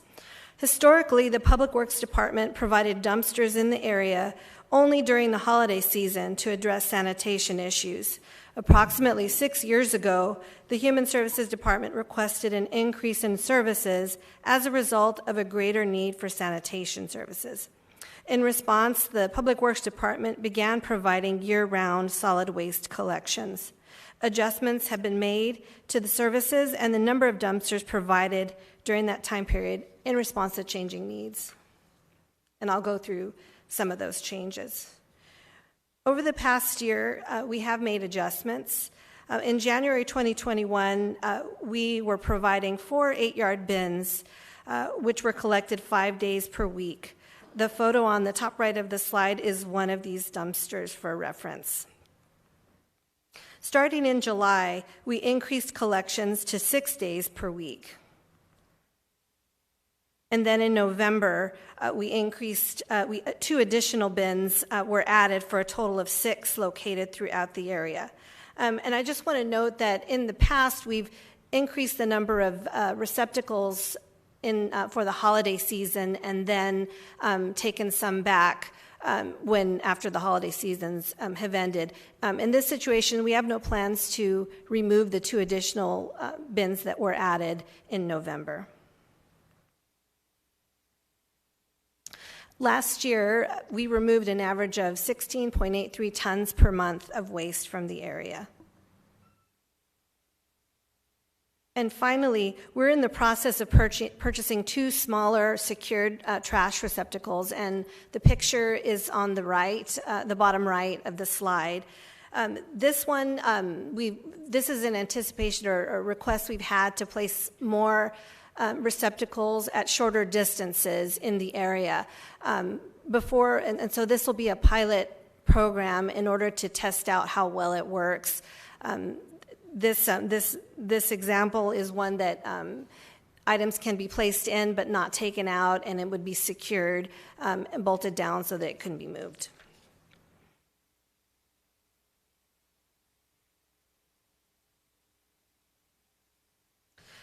Providing waste receptacles is a joint responsibility of the cities and in partnership with the Human Services Campus. The campus, as part of the special permit stipulations, is required to provide trash receptacles within the boundaries of the special permit area, accessible to the public 7 a.m. to 11 p.m. daily. The stipulations also require cleaning of the area twice a day, 7 days per week, and they are currently implementing this. So we are working with the Human Services Campus regarding the implementation of the stipulations and really viewing it as a partnership and in conjunction with their efforts.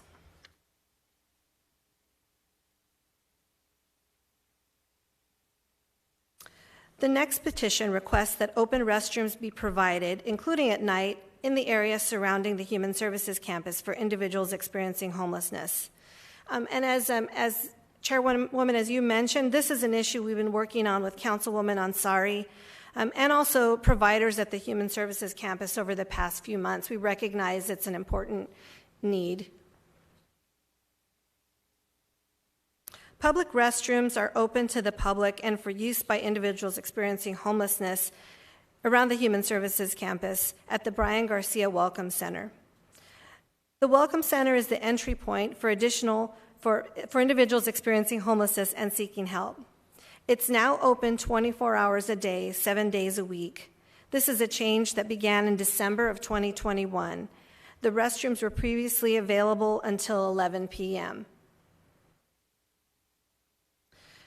I mentioned we've been working with Councilwoman Ansari and the campus on identifying ways to provide additional restrooms.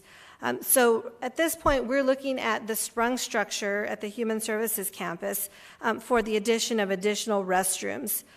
The sprung structure, as you may remember or know, that will provide an additional 100 shelter beds on the campus, and it will be located on the eastern side of the campus, which will be on the other end from where the Welcome Center is right now. Having explored multiple options for additional restrooms, this is the most feasible option for the near term. So we are working, staff is working through the details with the Human Services Campus on access and timing. So I don't have an exact date at this point, but construction of the sprung structure itself is on track for completion in February, and access to those restrooms and perhaps additional restrooms in that section is what we're working on for the future.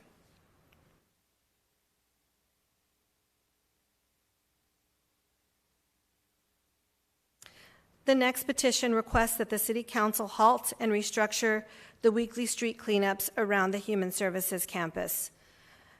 And Chairwoman Stark and members of the subcommittee, we recognize that this is a big issue, and so we have been working on ways to improve the process, minimize disruption, and really have everyone's needs in mind while cleaning the area. And it is a work in progress, but we are focused on this issue.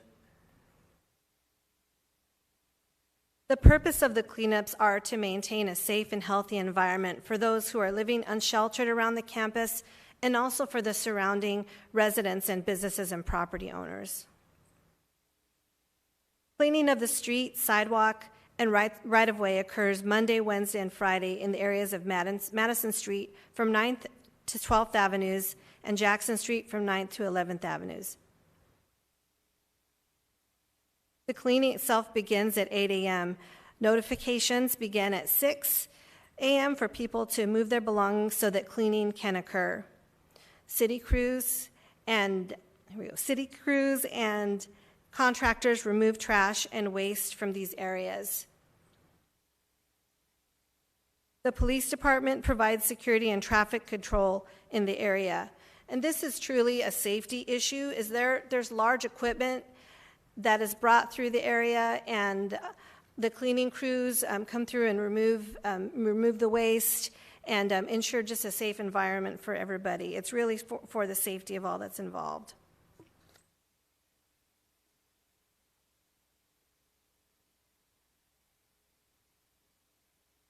Understanding the impacts that these cleanups have on individuals experiencing homelessness, the neighborhood, and local businesses, the city has been actively meeting with a small work group that includes Human Services campus staff, service providers, and an advocate to discuss ways to improve the cleanups around the Human Services campus. We have discussed topics such as increased information sharing and better communication, the method of the day of cleaning notifications, increased lighting, additional waste receptacles, outreach and engagement and how we can improve that, and just ways in general to decrease the disruption for all involved. In addition, we conducted focus groups with people experiencing homelessness who are encamped in the area, and also property owners and residents in the immediate area to get their feedback directly on how they feel about the cleanups and how they might be improved.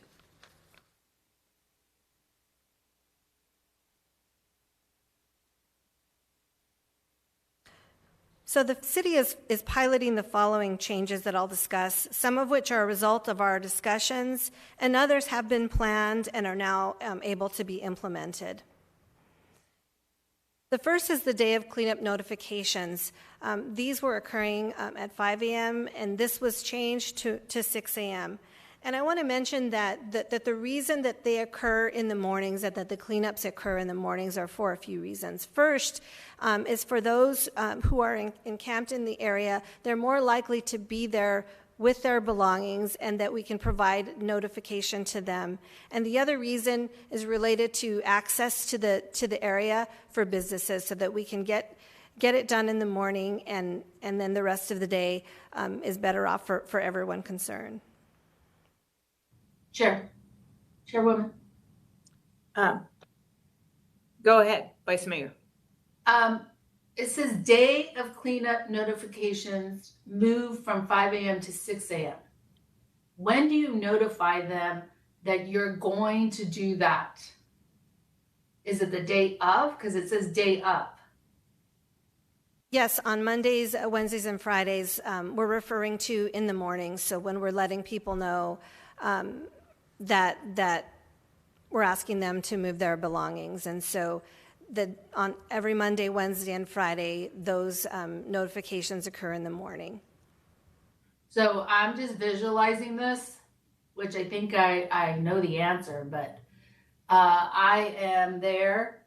I'm in my tent, and then at 6 a.m., somebody is shaking it, not yelling, but notifying me and telling me to pick up and move. Is that what I'm understanding? Councilwoman, in the morning, we have an outreach team from Community Bridges that is letting people know that the cleanup is going to occur at 8, and that we're asking them to move their belongings. So what I described is what they're doing. Meaning Community Bridges is going and asking them at 6 a.m. to get their belongings and move because there's going to be a cleanup. Vice Mayor, correct. We're letting people know that the cleanup is occurring at 8, and Community Bridges is doing those notifications in the morning. But do they also know that it's standard that you clean? Yeah. Yeah, Monday, Wednesday, Friday, so this is just a follow-up reminder. Chairwoman and Vice Mayor, correct. The cleanups are very predictable, and we have, from discussions, I mentioned a focus group that we held, and people are very aware that they're happening Monday, Wednesday, and Friday. They're regular. We do them 3 times a week. It is well known. And the morning of, in addition to that, we are notifying them. And so I'm sorry. I jumped the gun there. I was going to say, do you have signs put up to alert people?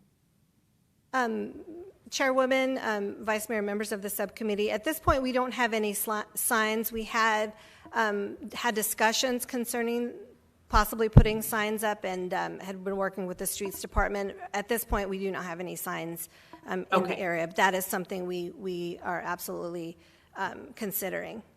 Okay, thank you. Councilwoman O'Brien, did you have a question?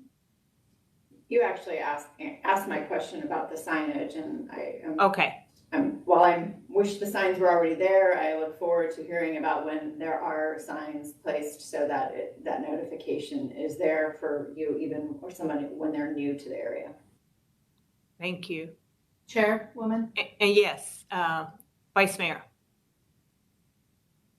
So, may I suggest that all the services that are offered in that area and all the nonprofits that they attend, that there is signage, and this needs to happen sooner than later and coordinated with the streets. I don't even know why we need streets. I think we could go to a printing company or somewhere and get signage printed. But I think the more communication we do, the better and the faster. Yeah, I agree. And I think signs, I mean, when you enter a park, there are signs with the rules of the park and the hours it operates, what you can and cannot do in a park. So I think the sooner we can get them set up, that would be great. I assume you're working with streets because it might just be a cheaper route to go because they do signs. Chairwoman, that's correct. I'm not sure about the cost, but we do have a sign shop in-house, and we were working with them on fabricating those signs. So, okay, thank you. Go ahead. Thank you. So in addition to changing, the notifications had previously been done by the police department, and this was a recommendation that we change that, and so we're working on not to belabor that point. I'll move on. The other item that we were looking at again is, and that we did, was increasing the waste receptacles around the Human Services campus that I mentioned previously. That we added 2 additional ones in November. Placing additional smaller trash bins at smaller, shorter distances, and so we are working on doing that on a pilot basis. As previously mentioned, let me back up. The city provided 300 storage bins to the Human Services campus. This is part of our partnership with them, and they have been able to implement the safe storage program. This is also an improvement that enables people to store things safely. The campus has availability for people to go in and keep things safe so that they, when they go to appointments and in general, and so this is another enhancement that was already in the works with the campus, and they were able to finally staff that up and get that going. And then finally, again, the opening of the restrooms 24 hours a day, 7 days a week at the Welcome Center. Thank you. We actually have 6 people who signed up for items 11, 12, and 13. Why don't we go ahead and take the speakers first, and then I'll turn it to the subcommittee members for comments and questions. Larry, can you call the names, please? Happily. Thank you. Our first person who's registered to speak is Marissa Leva. Marissa, are you on the line? Marissa, can you hear us?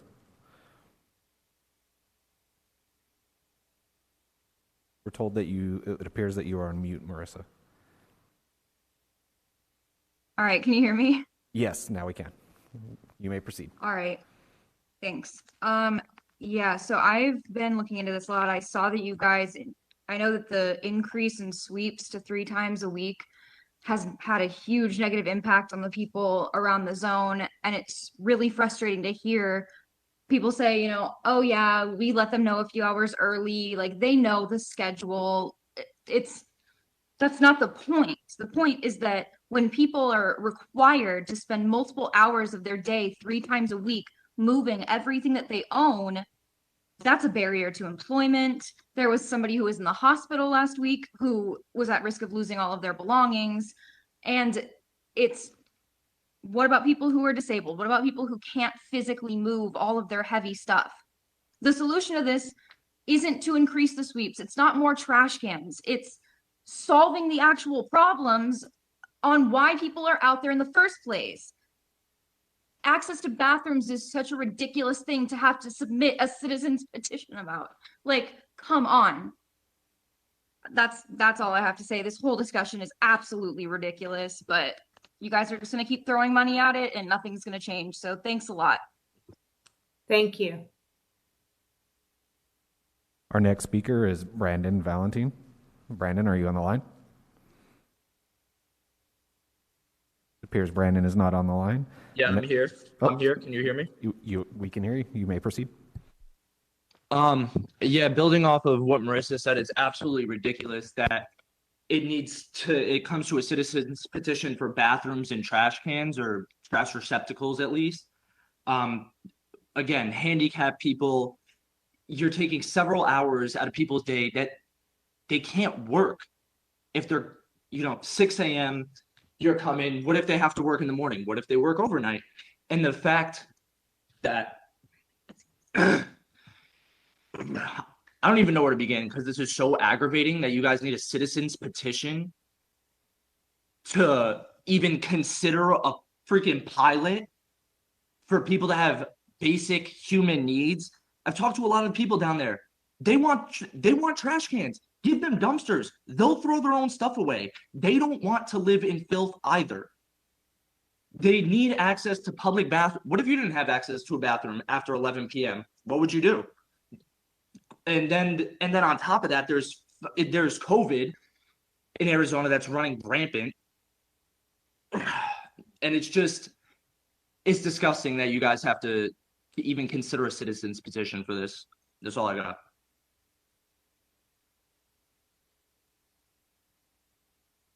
Our next speaker is Elizabeth Venable. Elizabeth, are you on the line? Yes, I am. You may proceed. Wait, let's turn it down because of the echo. Sorry. What I wanted to say is that 2 bathrooms is not sufficient for hundreds of people. I appreciate the fact that they've been opened up, but it's just not sufficient for hundreds of people to wait. I think also that there's the fact that you need a CAS ID to utilize these services, which is a huge barrier from anybody that's been 86 from the CAS campus or doesn't have a CAS ID already. There are no other available restrooms, and if you can't get into the facility, it's of no use. Also, I think it's interesting that as soon as I talked to you guys as city attorney, you try to do a nice clean, happy cleanup and say that you're not throwing away people's belongings, but this stuff is happening across the city. And it's not like it's only around the CAS campus. We met with somebody about a week ago who a week prior had her electronics stamped on by a Phoenix police officer outside the airport. So even if they're nicer and friendlier cleanups around the campus, there's still threat of violence and threat of people having their things thrown away. And there's still threat that you cannot attend other appointments.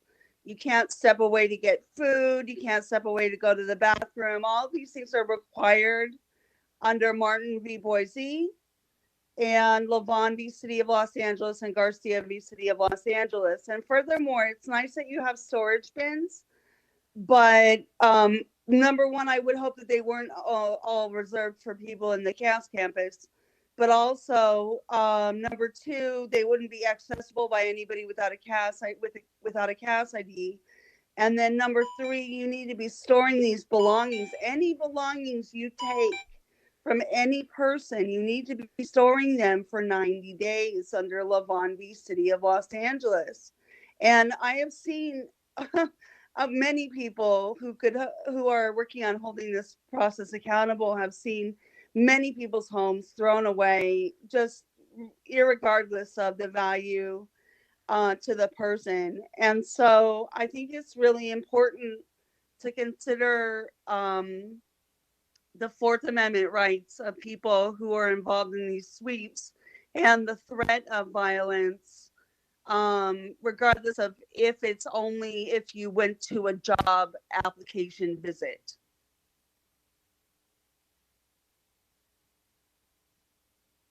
Thank you, Elizabeth. Our next speaker is Faith Kearns. Faith, are you on the line? Yes, can you hear me? We can hear you. You may proceed. Hello? My name is Faith Kearns, and it's crazy to have a citizen's petition to get anything done, especially when it comes to the homeless. I have seen it. I am formerly homeless. I now have a roof over my head. But the dumpsters do help. The garbage cans do help. But they're definitely going to have to be much more before it even creates a dent. And with that, I'll close. Thank you, Faith. Our next speaker is Elishea McKinley. Are you on the line? Here, she is not on the line. Our next speaker is Frank Urban. Frank, are you on the line? Yes, I am. You may proceed. My name is Frank Urban. I appreciate the fact that those two restrooms have been open, you guys have opened them 24 hours a day, 7 days a week. But like Elizabeth said, that's not going to do much. It's not going to help very much. There needs to be more restrooms and more dumpsters, I believe. Because, everyone's stuff is thrown away by the police, even if they have to go to a doctor's appointment or they're in the hospital or whatever. They're still thrown away, and they still give like a 5 to 10 minute time limit to grab all of your stuff and move it. But what about the disabled or the people that can't physically move all of that stuff within the time limit? That stuff gets tossed also. And you guys are supposed to hold it for 90 days. The police do not. They toss it right away. They don't even give us a chance to go and get it. And if we attempt to go and get it, we get threatened with arrest. And on that, I'll close. Thank you, Frank. Our next speaker is, actually, that is our final speaker that is registered for the three remaining items.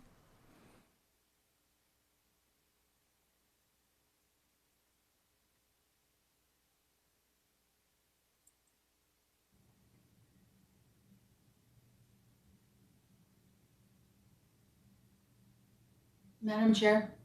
Yes, Vice Mayor. I have some questions regarding the dumpsters and the trash bins. I believe it's I want to say slide 3 or 4, but I'm not sure, where there's a picture of the trash bins. Yes, go back. Can we please go back to that point slide? It is slide 3. Thank you.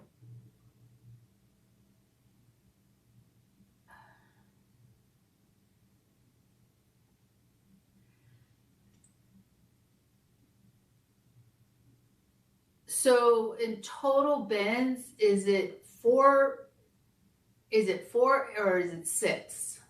And then I heard we increased 2 more. So is it 8 bins?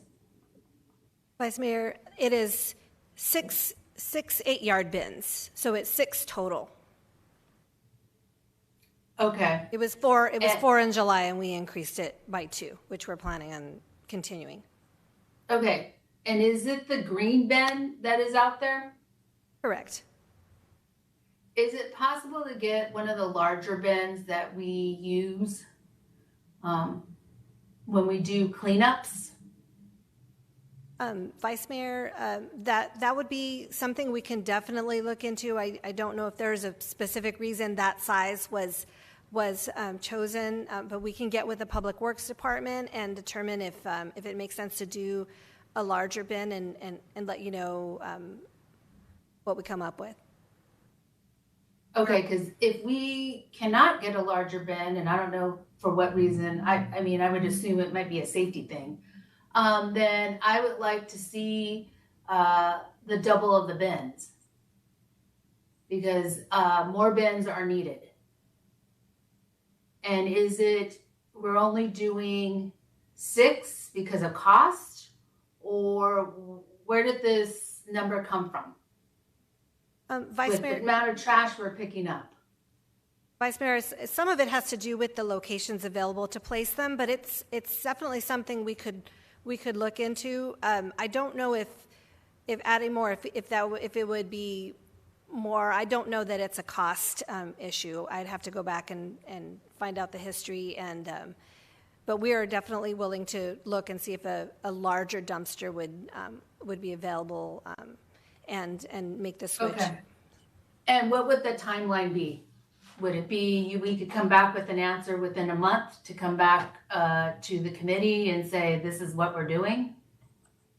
Vice Mayor, I expect that we can come back fairly soon. I will say that there is a similar petition on the same issues that will be discussed at the following meeting, and we can definitely, before that time period, let the subcommittee know what we're able to do. But this is not going to be a long deliberation to determine if we can get larger bins and where they might go. Okay. So I would like to see, whatever the issue is, either larger bins that hold more trash or more bins that are out. Then the lower one, the one in the corner, that's small. So I can imagine filling that up very quickly.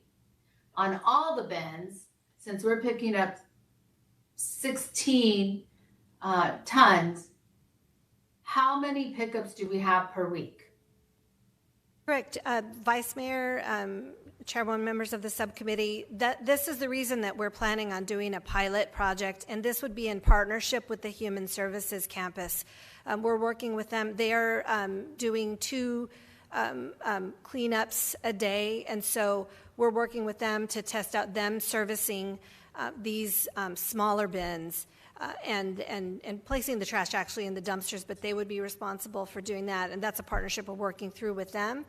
But before we purchase more, we want to see how they work. We do have some experience with having more bins at shorter distances, so there's more of them throughout the area, and you know, there sometimes people go through them, and so there ends up being a lot of trash surrounding them, and so that's the reason for having trying out a trash bin that things can be put in but can't easily be taken out, and then also so that they're not moved, so that it'll be bolted down. So what we're planning on doing is testing out 2 of these smaller bins, and if they work, adding more throughout the area at easier distances for people. Okay. So while you're piloting this, there's still a need for bins and for pickup of trash. But the corner bin, the smaller bin, looks like trash is going to need to be picked up almost every day, or else there will be trash around that bin. And I get the smaller distance, but there's only 2 and you're piloting, and there's a lot more people and a lot more trash. around that area. So what I would like to see, or I wouldn't like to see, I'm sure the subcommittee would like to see, is enough bins to be able to put the trash in the bins and then pick up often. Thank you, Vice Mayor. Yes, they will be serviced twice a day, the test bins by the Human Services Campus, just to determine whether it works before we, and we're not anticipating a long, months and months of testing. As soon as they come in, we'll be able to tell pretty soon how well it's working in the area. And then at that point, we can look at adding more. But the purpose is just to determine how well it works for the setting and in terms of servicing it before we move to throughout the area. I have one last question. I had heard right now that the Human Campus is doing a cleanup twice a day, and then I heard they're servicing this bin twice a day. When you say servicing this bin, what does that mean? So, Vice Mayor, they already are required as part of their stipulations to do some cleanup twice a day, which they are currently doing. We are working with them. It hasn't been implemented yet. The bins are on order. We are working with the campus so that they can service them. So they would empty, during their twice daily cleanings, they would empty the bins during the twice a day. So that's the plan, to determine how well it works before we proceed throughout the area. Okay, thank you. Madam Chair? Thank you. Yes, Councilwoman O'Brien. Could you please clarify, is it the locked or secured trash receptacles? Are those the pilot receptacles, the bins that you're talking about? Councilwoman O'Brien, that's correct. The smaller bins on the bottom of the bottom picture, that would be the pilot that we're testing. We plan on testing as soon as the order comes in. The one on the top, those are already throughout the area.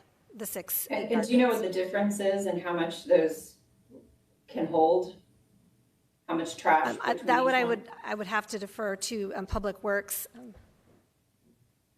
I'm going to ask Jesse Duarte, Deputy Public Works Director, to join me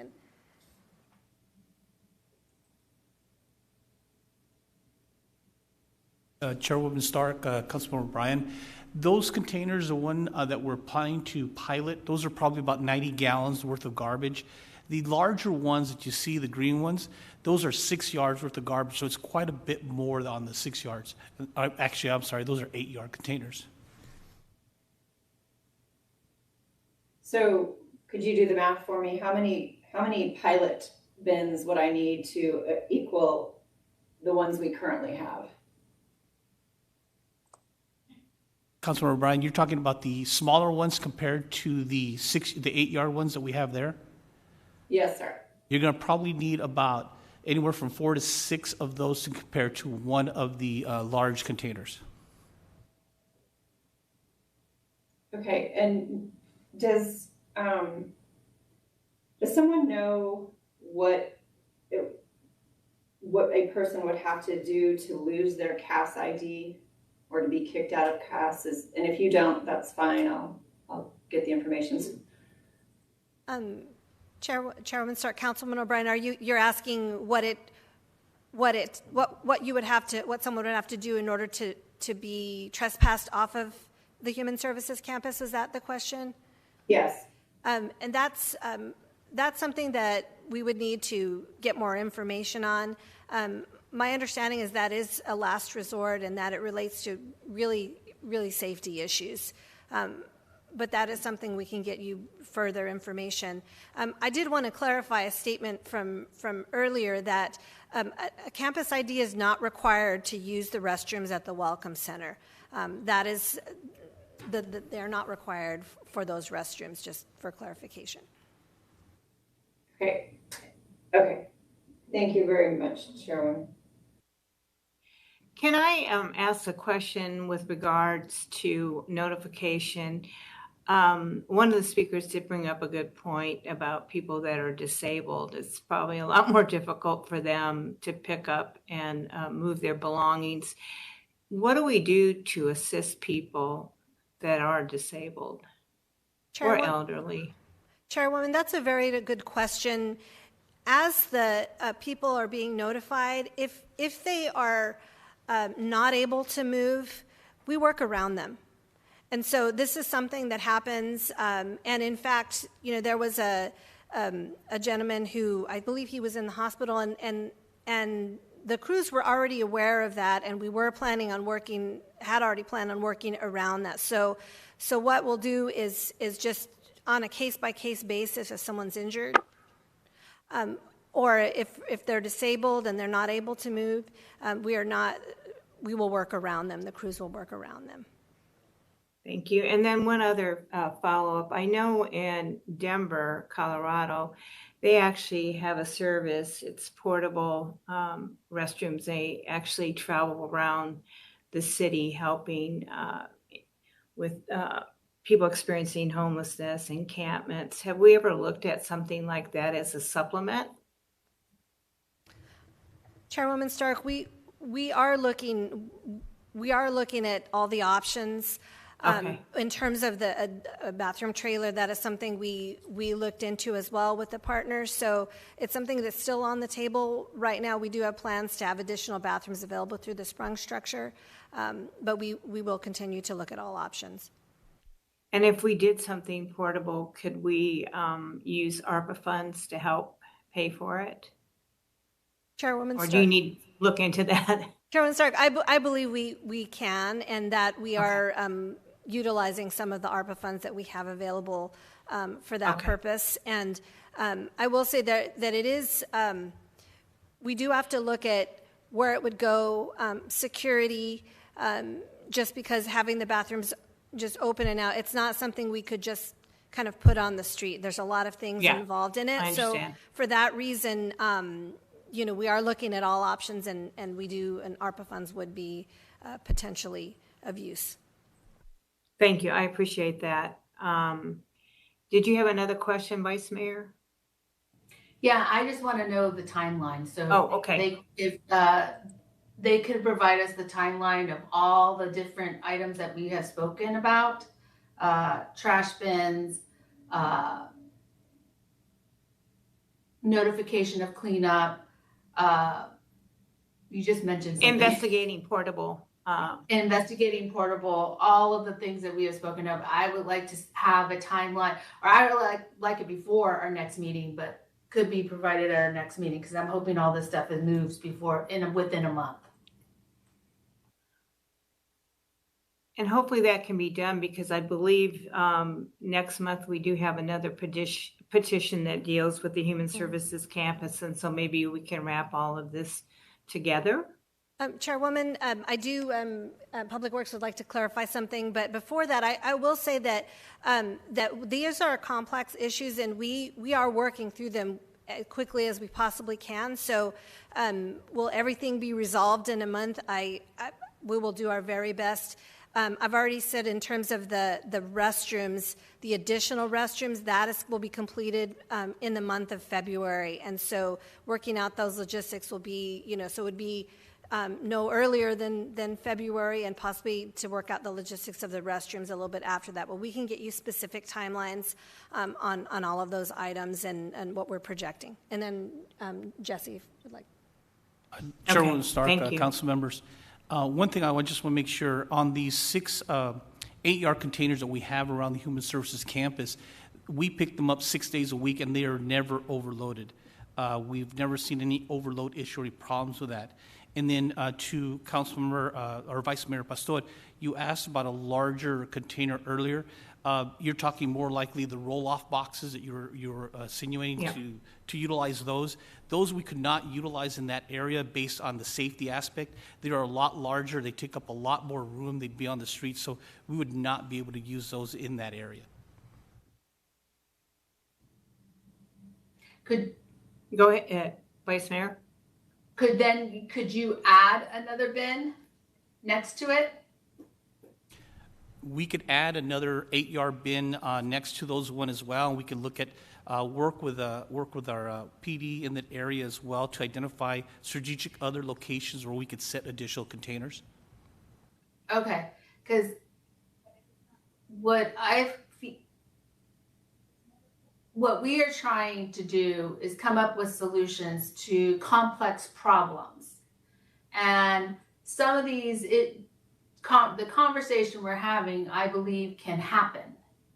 And I believe it can happen sooner than later. And so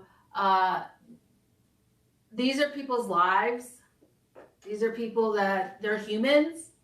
And this is how, at this moment in time, that they are living. And so we have to be at least passionate enough, or compassionate, not passionate, compassionate enough to understand or have some understanding as the difficulties that they're facing and what we need to do, but also keeping our public safe, our public health in out of any type of crisis. And so for me, it's about how do you match the two in order to make it happen, and in making sure that we are providing what we need to provide for our community. And so that's why I am asking and pushing the way I'm pushing. And I think it can be done. Thank you. Thank you, Vice Mayor. Councilwoman O'Brien, you have a question? Thank you. Yes, and my fault, because I presumed that the reason there was a need for more bins is because of the bins we have are full to capacity, and that is causing trash to be left other places. But if I'm correct, it was just stated that when we pick up these bins and we're doing it 6 days a week, they're not overflowing or at capacity. Is that correct? Chairwoman Stark, Councilmember O'Brien, that is correct. Right. Thank you. So if capacity is not the issue, is it the location strictly?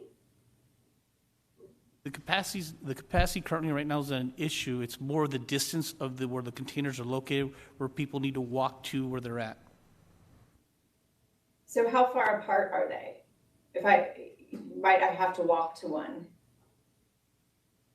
Based on some of the locations, they can be anywhere from, I'd say, 100 yards away from each other, 50 to 100 yards around that area. 100 yards between them? Between them, yes, from the way they're situated. You have some that are probably closer to each other, 50 yards, 30 to 50 yards, but your furthest would probably be about 100 yards from one to the other. Okay. All right, thank you, Chairwoman. Thank you. So I think if you can start to put all this information together and inform the subcommittee of a timeline, the sooner the better. I know you'll be coming back next month. Is there any actions we need to take, or have we given you enough direction to move forward? Chairwoman, we have enough direction to move forward. We hear you loud and clear, and are on the same page. Thank you. Are there any other questions? Okay, we're going to move then, call to the public. Is there any speakers? We do not have anybody registered to speak.